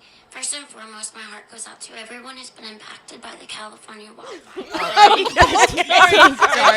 Sorry. Hey, I mean, her voice is definitely much higher than the person leaving the voicemail, but I do love the idea that Laura-Leigh like lowered her voice to ask a Laura-Leigh question, to talk about Laura-Leigh. I do love that like conspiracy theory. Yeah. All right, add that And to her the name list is cleared. We feel bad. If it was her, we mission accomplished. Yes. We feel bad. Totally. Listen, add that to the list of pumpcast conspiracy theories. Here's my thing is that like it genuinely is so helpful to know because it was so baffling to watch that on the show and be like, why in the world is Laura-Leigh saying that she is working opposite Jennifer Aniston? Damn. That makes Imagine me so sad. being Laura-Leigh and like knowing that the footage of you being that actually like makes it, like, me like really it hurt my like, heart. Think about the times in your life that like you've gotten really excited for something and then it's fallen through. Yeah. Imagine the moments where you were like earnestly excited about it being televised and then having to like explain to people that the thing that you were so excited about, the offer like changed. Or She- even I mean, worse, she was still in not the getting movie, a chance but- to explain. Right. Yeah. Oh my God. I think I'm actually too deep in my luteal phase to even think about this. I'm starting to tear up, and I think we need to move on. I want to say this business is hell. Whoever did that to Laura-Leigh, you're a mean guy. Yeah, you deserve to You're a rot. mean guy. You're worse than Emma Roberts. Yes. Yep. I would have loved to see Laura-Leigh in that role. Here's my thing. I'm thinking about the role. Laura-Leigh would have ate. Yeah, she would have. And Emma Roberts did not shine in that role at all. I completely agree. I actually, as we were watching it, because we watched it the other day. But you watched the full thing. Yeah, we watched the full thing the other day. I love that you did that. As we were watching it, I was like, Emma Roberts like so doesn't have like the vibe of like street kid who like gets picked up to do this thing. That's like not her vibe at all. Yeah, you know who has that vibe? Laura-Leigh. So then it comes back and they're talking about Laura-Leigh and Stassi's texts to Laura-Leigh. And Andy is like reading the text back to Stassi. And Stassi is just like nodding emphatically like, yep, I said all that stuff. Yeah, she's completely doubling down so she doesn't regret sending them. And it cuts to a quick shot of Scheana nodding along too, being like, and like, she's like, yes, sister, I'm with you. It's so funny. And Andy's like, I cannot believe that it all like got to such a point that you had to have a staff meeting about this. And Lisa says a hilarious line, which is, I don't know why I've ended up with this incestuous den of inequity. And they put that in the preview too, so you know she was proud of that line. She was really excited about it. Okay, I want to bring something to this group, which is that when they were replaying Laura-Leigh's like yelling at Stassi in the staff meeting, behind her, Jax seems to be mouthing something. What? And it kind of looks like he is mouthing the words that Laura-Leigh is saying. Stop. I'm not kidding. Is he? I don't remember the He's formation. sitting behind her. She's standing up slightly in front of him. And she's going off like yelling and like giving Stassi the business, being like, you did this and I covered your shift and blah, blah, blah. And Jax is behind her mouthing something to himself. And it kind of seems like he is mouthing what Laura-Leigh is saying. Interesting. And it could be just a thing. I do know that there are people who like a tick that they have is just like mouthing what other people are saying like a little bit after what the person is saying. But I thought it was so fascinating because I did not catch that the first time. Yeah. And I was like, is this some sort of like speech that she's rehearsed to then like yell at Stassi during the staff meeting? I'd believe it. It was giving monologue. Yes. Yeah, and she's a good enough actor. Yes. Yeah. That she could memorize the lines. Because I think she also is an actor and saw this for what it was, which is a chance to be on camera, and was like, let me make sure I represent myself. Yeah. And have something good, have a good scene. Yes. It is really weird. So then we get to Kristen imploding on her modeling job about the twin sisters. And Kristen says that when she met Tom, he was living with twin sisters who were seniors in high school. That can't be good. Boo. That was a new piece of lore about the twins. We knew that they were young. Twins working at Hooters. We did not know they were seniors in high school. Right. Awful. And you know what the worst part is? Tom Sandoval's like deflection is, I only hooked up with one of them. Huh? Still bad, buddy. Really, Still really bad. tough. Really, really tough. Yeah, if I'm saying, Jax, why are you hooking up with a girl still in college?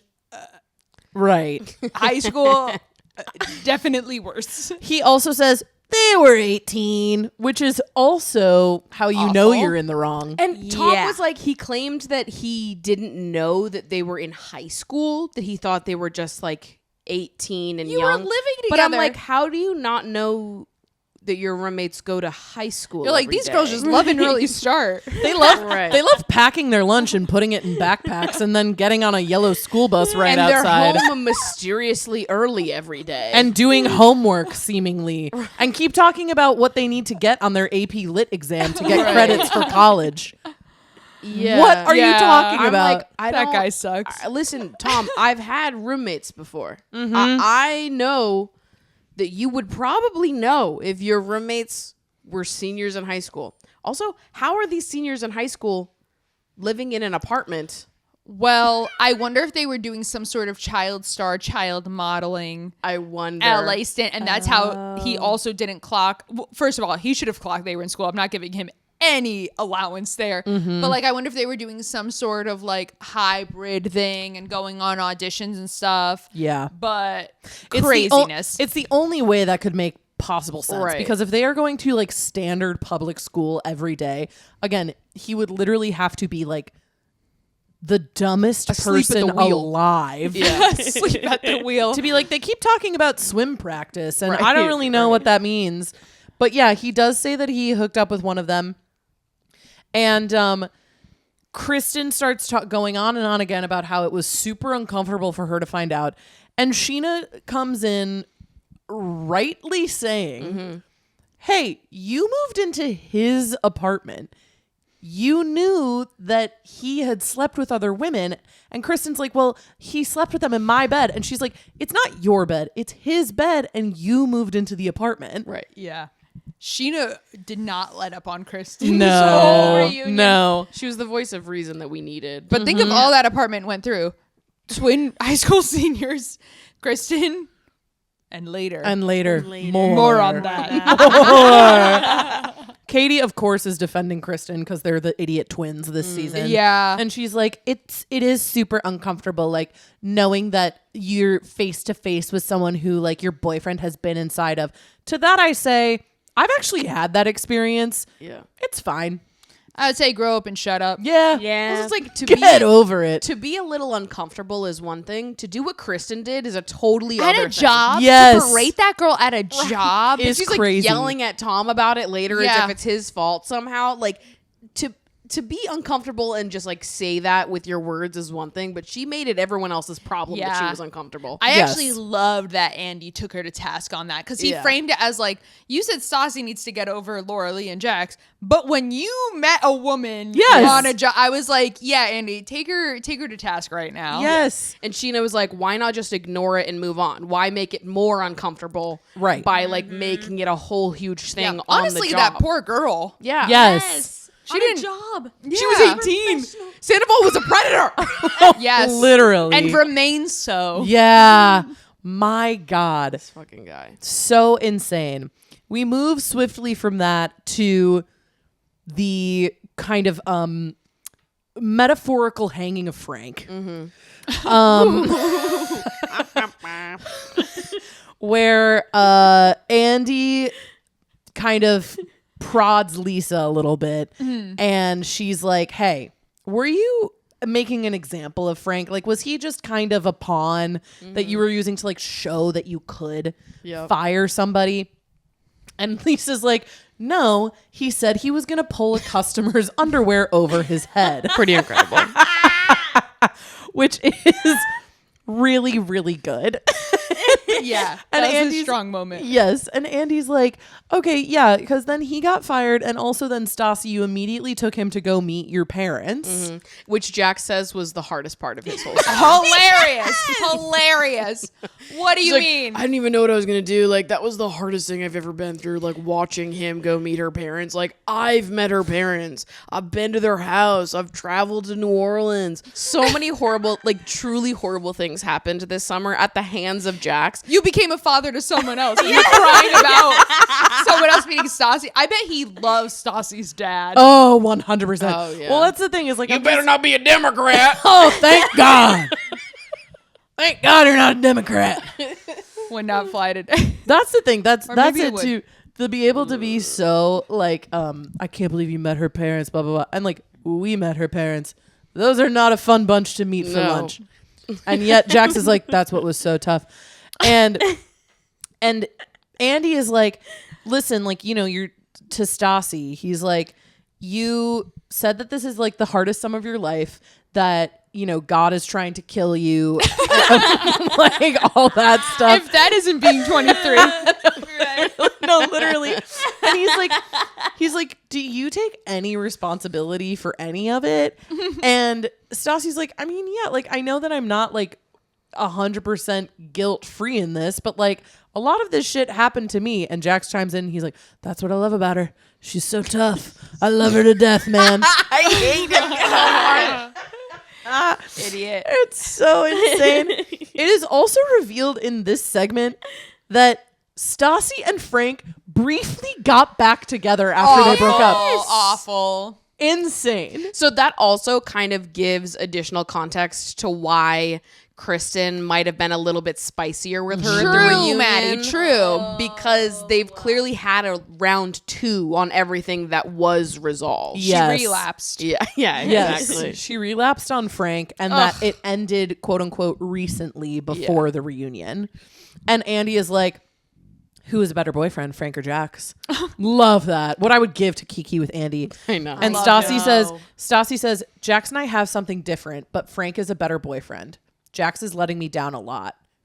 And Jax is like, she says, Jax has let me down 24/7. And Jax is like, 24/7? 24/7 I've let you down? Immediately defensive. He spent the whole reunion being like, everything that Stassi thinks is correct. Like, I deserve everything. Like, it's totally fine that she emotionally cheated on me. I don't even care. I deserved it. And then the second Stassi is like, he has given me grief 24/7. Like, I can't stand this motherfucker. He's like, 24/7? Suddenly, this is all too hard for me. Like, what do you mean? Stassi, come on. He Me? says, say 23/7, please. Every hour of every day I let you down. Yeah. And Lisa's like, What about come when on. you're asleep? She's like, you don't love her enough to be faithful to her. Like, what are you talking Yeah. about? Right. Lisa. Said, you know what, Lisa? That's a good one. True on that one. Lisa will defend Stas, Yeah. but that's about it when it comes to the girls. Kristen is the parts of her she doesn't like. Stas is the parts she does. Yes. Oh. Yes. Ding, ding. Completely. Wow. So true. Completely. That is so true. They briefly discuss Jax and Laura-Leigh's breakup. Awful. Was Jax nervous to break up with her? Yes, he says. Good. We talked already about how stupid it was that he broke up with her after her AA meeting. Jax goes, I didn't put 2 and 2 together. And Andy goes, 2 and 2 what? Yes, Andy. Andy killed this reunion. Andy really killed did. it. So good. 2 and 2 what? 2 and 2 what? And Tom, trying to get a word in edgewise because the Tom. spotlight isn't on him, goes, she got jaxed. Stupid guy. Maybe I'm jumping the gun here, but is this when he starts to cry? Because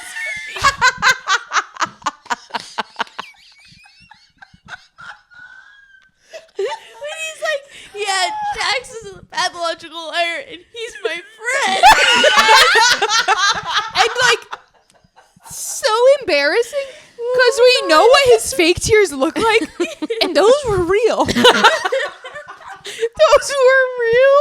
He was more emotional about that than a lot of other things. No, completely. God, It's so Tom true. Sandoval is so embarrassing in this reunion, and he's beaming when they give him a moment to shine, talking They about his really forehead are. shaving. He's like, He brings out his trumpet to herald himself. special little guy. I hate you, Tom Sandoval. Oh my god. Run me back my $40. Oh my god, my sides hurt. Okay, so we flash to talking about Jax in therapy. Yes. And Andy calls out Jax for lying to his therapist and how he told the therapist that he never cheated on Stassi, but then shortly after he admits to Stassi that he in fact did cheat on her in Vegas. Yes. And they're like, if you can't be honest with the therapist, why don't you gotta be honest? Like, go get your money back. What's the point of going to therapy if you're gonna lie to the therapist? Yes. Awful. And he's like, I'm being honest right now. I'm honest eventually. Yeah. So we have a phone call. Oh, yes. I love these so much. This phone call comes from my friend Ellie. Shout out Ellie. Shout out to you, girl. Who I also connected with separately after she submitted this. Okay. So that's going to be useful information here as well. Here's Okay. what Ellie had to say. It's gonna come back later. I'm just saying that I would pay an obscene amount of money to see the therapy notes from Jax's therapist.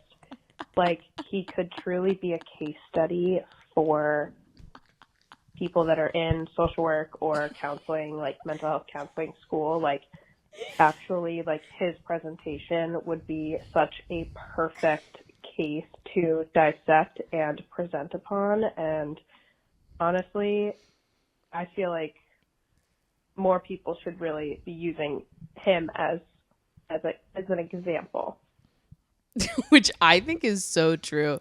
I want to see those Brilliant. fucking notes as well. Ellie is brilliant. But I texted her after I saw she called in, and I asked her if she had any insight into the rules/ethics around being a therapist on reality TV. Is and if she they're actually real therapists. Is she a therapist? Ellie is a social worker / Yes, therapist. Ellie, we love you. We love the work you do. Yes. So Ellie says, she said, I think they're real credentialed therapists that have to both sign a lot of paperwork to be on TV, but also have their client sign paperwork because they're breaking HIPAA confidentiality. Right. Those are the rules. Ethics is a different story. Ethically, I wouldn't personally feel that aligned with my practice because people are naturally going to be performing to the camera, including myself. Yeah. So it's not a proper therapy session where it's protected. It's no longer a non-judgmental space. We're opening it up for judgment. But technically, they could be a real therapist that's just signed a whole bunch of paperwork, and Jax has signed a whole bunch of paperwork as well. And I bet that did happen. I did also see someone commented on our most recent episode where they were like, I am a therapist and I would not do this Right. ethically. Like, and I think they said something along the lines of like, I'm not based in the US, so like I don't really know what flies there and what doesn't. But like, this is just Probably like too much. this is just like what I would do. Like what is allowed versus what is ethically sound are two different things. Yes. Ethically, I don't know if like an awesome therapist would go on reality TV, Right. but you can. Yeah. You could. But you Ethically, can. I don't know that an awesome person would even watch Vanderpump.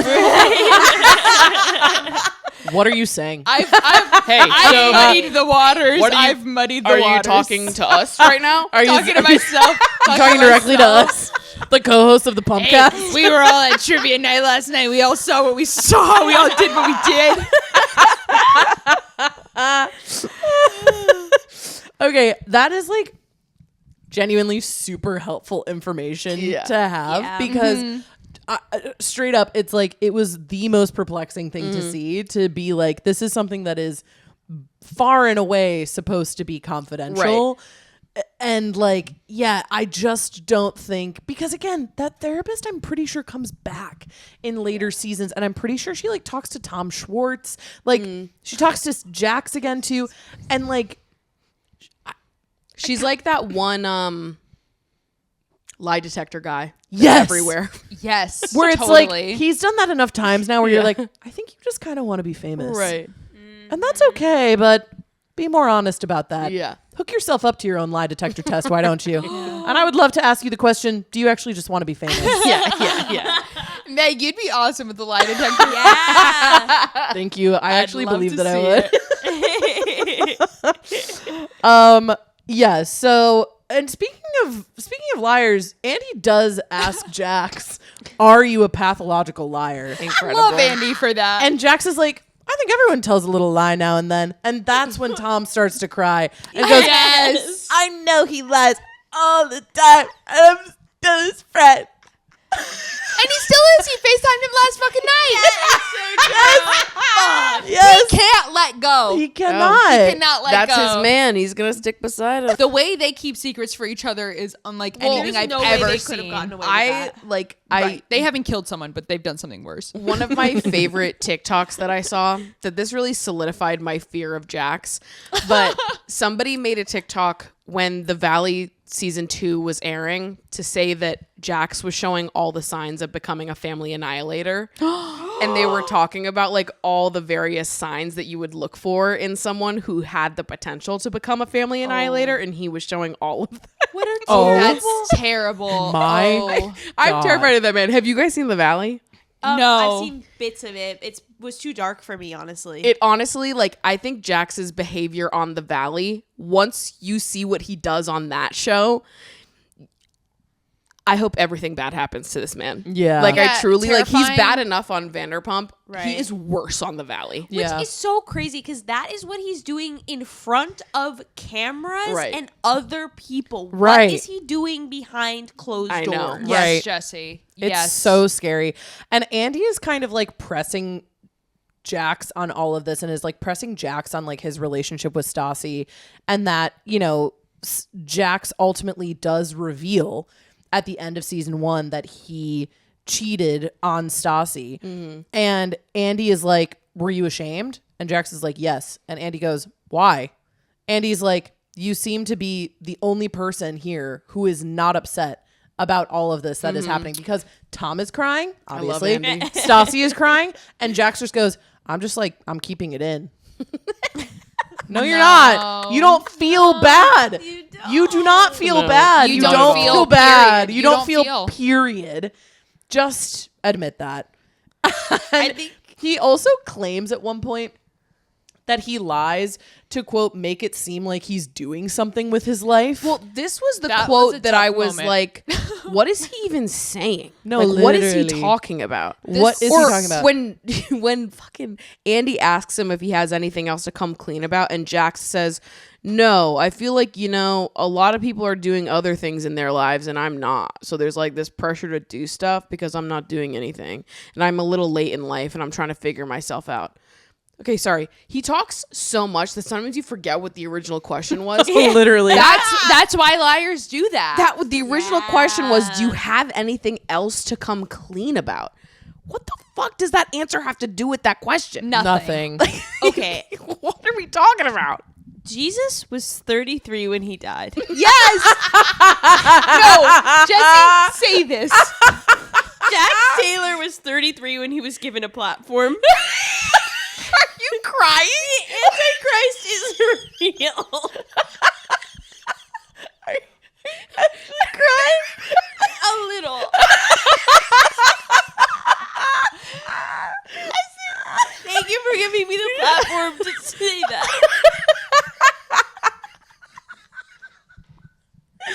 Oh my god. Okay, conspiracy theory number 2 of the night. Jax Taylor is the Antichrist. God, he's scary. Allegedly. Allegedly, but watch The Valley and I don't think you'll disagree. Allegedly. Oh my god. But Andy asks everyone if they buy that Jax is trying to rebuild trust with everyone and move past it. And Sandoval says no. Yeah. He kind of betrays his friend in this moment. Yeah. And he is like, he thinks that Jax comes clean and apologizes, but only to use it for pity. Yeah. Damn, Because Sandoval. I mean, that he's energy. right. I know. Game recognized game. But it's like Sandoval will come out Jax will come out and apologize. Just so that everyone else will be like, oh, you were so strong to come out and tell the truth. Yeah. Unfortunately, he nailed it. Yes. Yeah. This time. Just this once. And then he later down the line takes a page out of Jax's book and he says, what if I can do the same thing? Anyway. More on that later. Everyone is worse for More being on on that the in show. 4 years. More on that 4 years from now. More on that when we're 33. Yeah, exactly. No, literally. We should Jesus year together. Oh my God. Jesus Can year. you imagine we're going to finish this during our Jesus year? Yes. And start the Jersey Shore pod. And then we Fist turn into the pumpcast. Fist Pumpcast. That's actually so funny. It's brilliant. It's kind of an awesome branding idea that we came up with live on the show. Here people now. will make edits. This is Like them coming up with it. The inception. Exactly. This is like an educational podcast at the end of the day. It is. It's like Crash Course. This is Marketing 101. Is that John Green? Yeah. Suck it. Just kidding. Love you. Jesse's entered a state that like none of us can reach. We've been talking to ourselves Euphoria. for like 3 hours. So long. It's 11 o'clock at night. On a Tuesday. On a Tuesday. And we're deep in peteritas. Peterita. Peter, come on the pod. I told them something during the break, which is that I was lying, and it's not that I wouldn't kiss Scheana and the spin the bottle. I would kiss Peter because I think he'd be appreciative, but I was embarrassed to say it on the podcast. But I think he'd be appreciative. He would be appreciative. He would literally say, thank you. Yes, he would say thank you, and that's what I'd want to hear. Peter would probably hit you with like a "What are we?" after you kiss him during spin the bottle. I'd No, have he to block would. him. Yeah. But I'd say sorry. But he'll find and you. then The block wouldn't stop him. No. He'll email you. He'll find the email in bio on Instagram and be like, let me try that. Yeah. Maybe my messages aren't going through. Oh no. Yeah, because he'd be like, something must have happened to him. Oh no. He calls Peter. the police about me. He goes, she's in danger. Peter, please come on the Peter. podcast. Peter, we're just kidding. We're kidding. just Peter, kidding. we love you. Yeah, we love you. We do still want to host Peter Palooza. Please. We want that more than anything. We will make Peteritas for you. And we'll make Peter Palooza merch Yo. that everyone can have. We make Peter Palooza merch before we make Pumpcast merch. just start making We never make Pumpcast. We never make Pumpcast merch. We just make Peter Palooza merch. Totally. We just make up a bunch of fake events that never happen. There's a whole like set list on the back that like for Lollapalooza, but it just says Peter Madrigal over and over and over Exactly. again in like Exactly. big and smaller fonts. Peter Palooza. Big and small. Jax Taylor as Peter Madrigal. Peter Tom Madrigal. Sandoval as Peter Madrigal. Oh God. So after Andy asks, "Are you a pathological liar?" and Jax is basically like, "I don't know," and Tom is like, "You're my friend and I hate you, but I love you." Andy basically is like, so it turns out that Stassi was right. Yeah. Mm-hmm. After all of this, like Stassi was right. They recap the issues from over the summer and they start kind of like getting into it again. It's like they start fighting about all the stuff that happened once again over the summer. And Stassi sums it up, I think, perfectly because everyone is like, Stassi. This is also when Sandoval starts like really going in on Stassi and Hates being her. like, yes, Hates her. being like, you were being, it was the Stassi show, your ego, blah, blah, blah. And Stassi goes, no shit, I wasn't the same. I just found out the love of my life fucked another girl in Vegas. Hello? Why is everyone forgetting that? And Yeah. Tom says, don't blame it on that. You don't give a shit about anybody but yourself. And no spoilers for those doing a true first watch. But let's think about why Tom might be really dismissing that could be something that makes someone act differently. Yup. Yep. Yup. There's always other things at play. The people that are the most sensitive about that kind of stuff are usually the ones that do it. Mm-hmm. Yeah. And so they basically like, I don't know. Stassi is kind of going on about how it was the hardest summer of her life. She said, this is the hardest summer of my life. And it was documented. And everyone hates me. I wasn't calling my parents. I wasn't calling my friends. I wasn't talking to anyone. I was heartbroken. Tough. And it's still That's really sad. It still doesn't seem to land with anyone. No. That she was upset. And Jack's looking not sorry at all, goes, I'm sorry. And Andy asks, after all that's happened, do you think you have a shot of winning Stassi back? And Jax is like, I'm going to do whatever I can. No. And Stassi's like, all you want is for her to say no. And instead what she says is, it would take a lot. I fucking Stassi. This is where I'll speak on behalf of cancer women. We love a grovel. Yeah. We love a grovel. Nothing cancer women love more than being wronged and no one believing you, and then everyone believes you. Yep. And you're like, how long can I ride this train of being fucking right? And everyone is admitting that they did something wrong to me. I say, Stassi, get out now. Get out now. Yeah. Thing is, like, I can understand forgiving a lot of things. What I can't understand is forgiving Jax fucking Taylor for everything that he's done. The 105 things that he's done. No, but she's too young to even understand. Yeah. You guys talked about in your last episode the gravity of how much that could have altered her life, and she's lucky that it didn't. Yeah. That he cheated on her unprotected. Yep. And then she went back, presumably, I'm sure, having unprotected sex. Yes. With him, like at that point, and I would love to talk to adult Stassi. I'm sure she's like, Yeah. yikes, Totally. But it's like she doesn't even get how much that could have altered her life and how much she was not consenting to that. Yeah. Like, I mean, she's the only person on that show without a fully formed frontal lobe. yes. The Yes. only person. Yes. Rest of them, no excuses. No excuse. Yeah. Insane.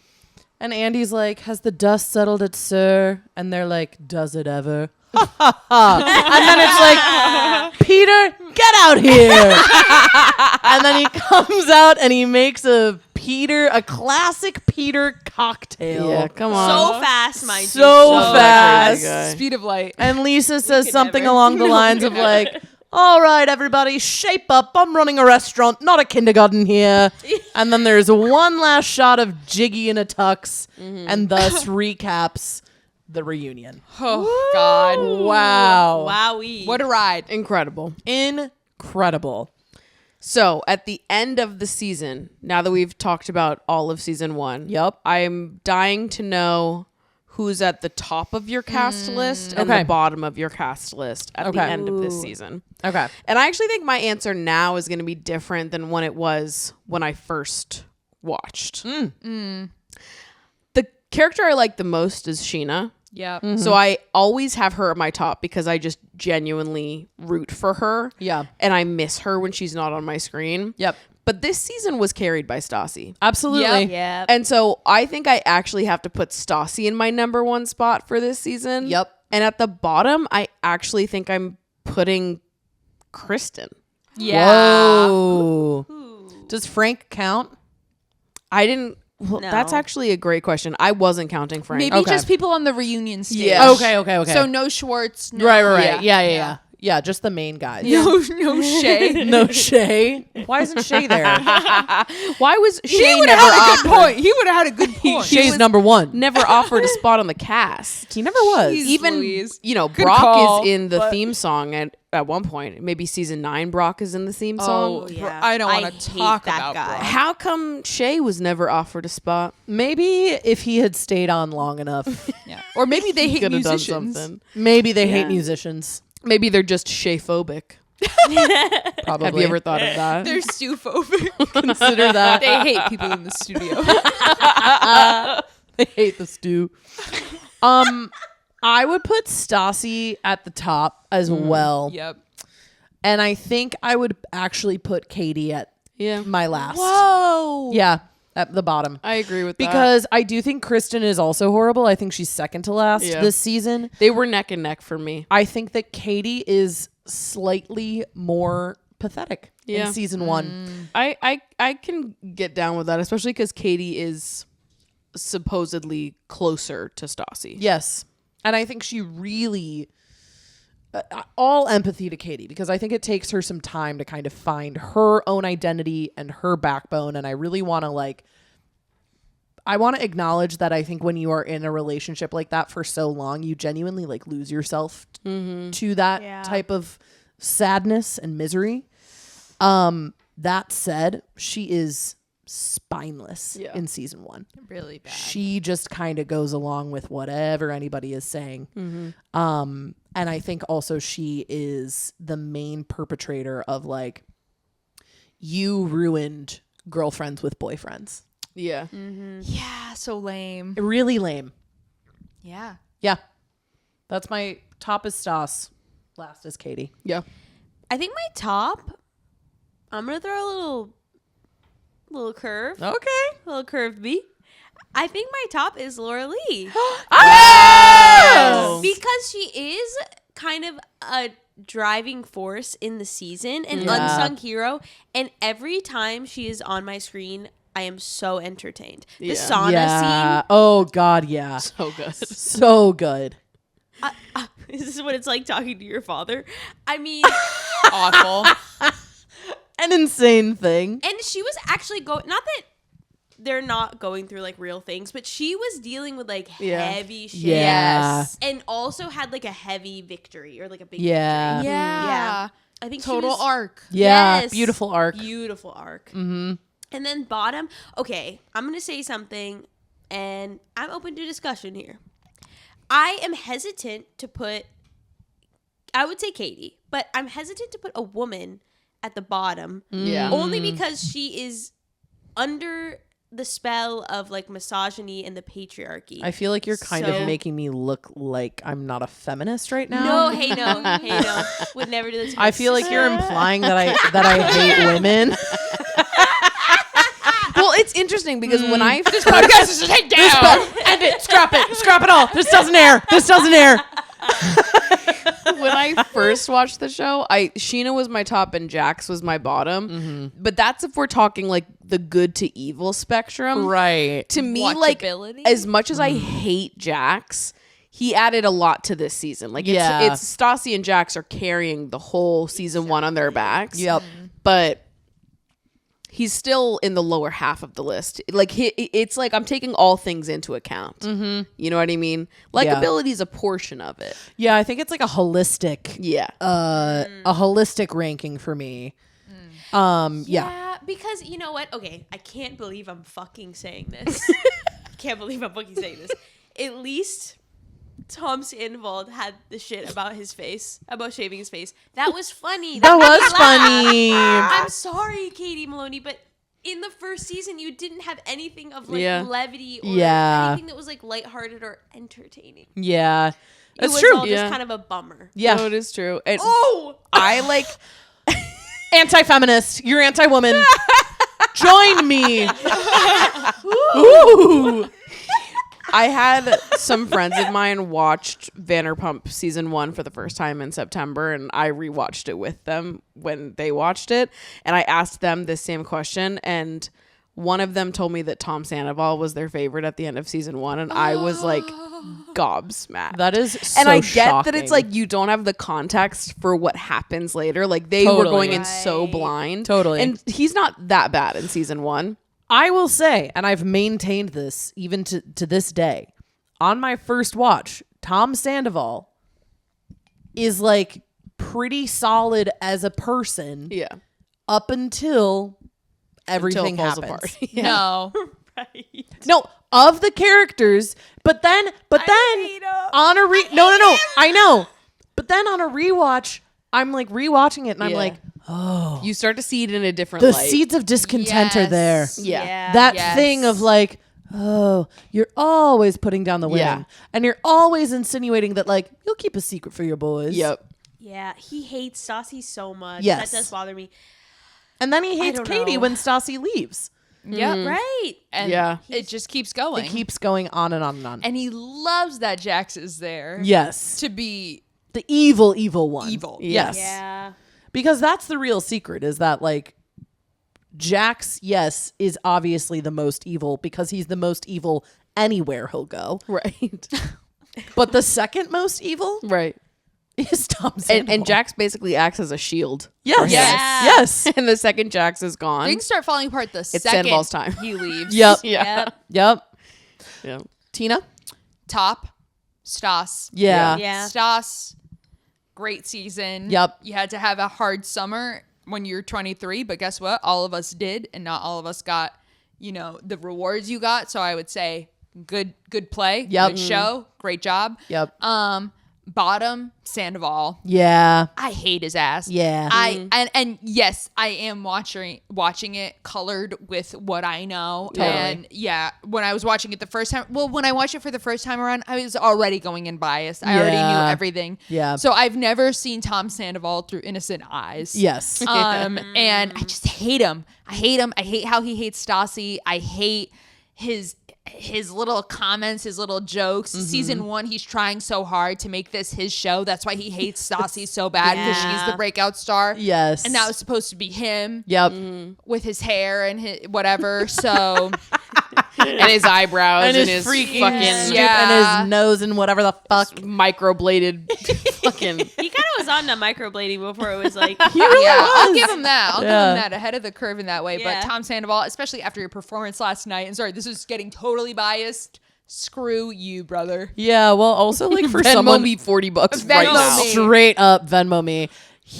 For someone who claims to be like, he's a performer, he's freaking made for the stage, man. He sucks. Not a showman at all. No. Not a show. I was so scared that I would go there Yes. last night, and he would be so charming and such a showman. Yes. That I would Yep. say, gotta give him this. At least he put on a great show. Yeah.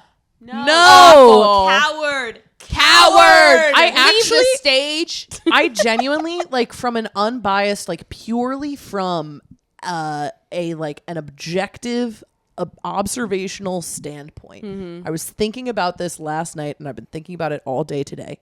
I genuinely, without a doubt, truly believe that is the worst thing I have ever seen on stage Yes. in my entire Probably. life. And I know some of what you've seen. We go to a lot of improv shows in basements in Brooklyn. Yes. I have seen better showmanship at every single one. Every single one of them. My cousin's 7th grade performance of Lion King the Musical Junior was more fun to watch than this because those kids were putting in Yeah. They their had heart. fucking work. Well, I don't know that I understand why Tom thinks he is a performer. Me either. What happened to him in life to give him that kind of confidence on Right. stage? I don't know. Is it just that he was born in St. Louis, Missouri, and that's where the Right. stars are born? Because I also don't even know if I can count it as confidence on stage. It is like delusion on stage. Yeah, it really What is. does he think is happening up there when he is surrounded by an audience of objectively like 200 people were there last night? I don't know. I don't know numbers. But I think around that amount. And it was, I can't remember if it was you who said it or you who said it, but a pretty quiet room. Yeah. Yeah. So what is going through his head when he's saying stuff and being like, and who saw Traitors? Right. And there is Nobody's responding a to him. tepid response at best. Yeah. Is he like, another awesome night in the and bucket? also, like, most of the lights in the house are up. It's not like it's a dark Right, room. right. So he's looking out in the audience and he can see everyone's facial expressions. Right. Like, he's witnessing people laugh at him. Yes. Yeah. And he could lean into the self-deprecation. Right. Right. But he doesn't acknowledge any of what No. got him, I don't want to say canceled because he's fine. But Right. like, he doesn't want to go into any scandals. He doesn't want to do any of that. It's Right. like, so what do you want to talk about? How Right. you fixed something at a bar once? Okay. Loser? And Which he did. on that, he did, which he did. Which he did. no. Okay. But okay. The question was, how did he save the day? Spoilers if you're going to Sandoval Trivia. But don't worry, it might be a wrong answer that day. So you're gonna be fine. It was the CO2 tank. Something that is a very normal part of bartenders' jobs. Yes. You didn't save the day. Oh, you did your job. Get him, Jessie, because I didn't know that. Yeah, me either. Normal. I love to know that. it, and I love to know it. Oh my god. By the nicest one of us, by the way. Yes. The nicest one here just said that. Yeah. She's been holding that in. So think about that. Well, unbelievable. I think we've done it. We've done it. That's I'd like season to one. thank our guests. Yes. Tina and Jessie. Thank you. Our Thank wonderful you. bartenders. So much. Our wonderful, incredible bartenders. Keeping the peterita alive. You guys. We will tell his story. Cannot imagine doing a season 1 reunion without you both. This is a dream come true. Truly thank you for all of the joy. Listen, I mean it. Thanks for being here for fucking 3 hours. Yeah, and I hope that you all enjoyed a 3-hour-long podcast recapping a 43-minute episode of television. Come on. Yeah, come on. Do you guys have anything you'd like to plug? Yeah, please plug. You could listen to my podcast, Family Friends. It's nothing like this. It's a character podcast where we do improv, but we have a lot of fun. So you could listen to that, and you could follow me on Instagram, TikTok at It's Tina Colada. Follow me on Instagram at Jessie, Jessie. What's happening? Maye Christopher. Jessie May Christopher. You won't be disappointed. And we'll have their links in the description of this episode. We will. So be sure to go check them out. Show them some love. Absolutely. Thank you guys so much for coming on. As always. Thank you. Thank you. You can follow us at Pumpcast Rules on TikTok and Instagram. You can follow me at Maguroko. You can follow me at Maddie Drospec. You'll see us next week for our Tom Sandoval trivia vlog. And then we'll be back for season 2, baby. Can you believe it? You guys are awesome. Yeah.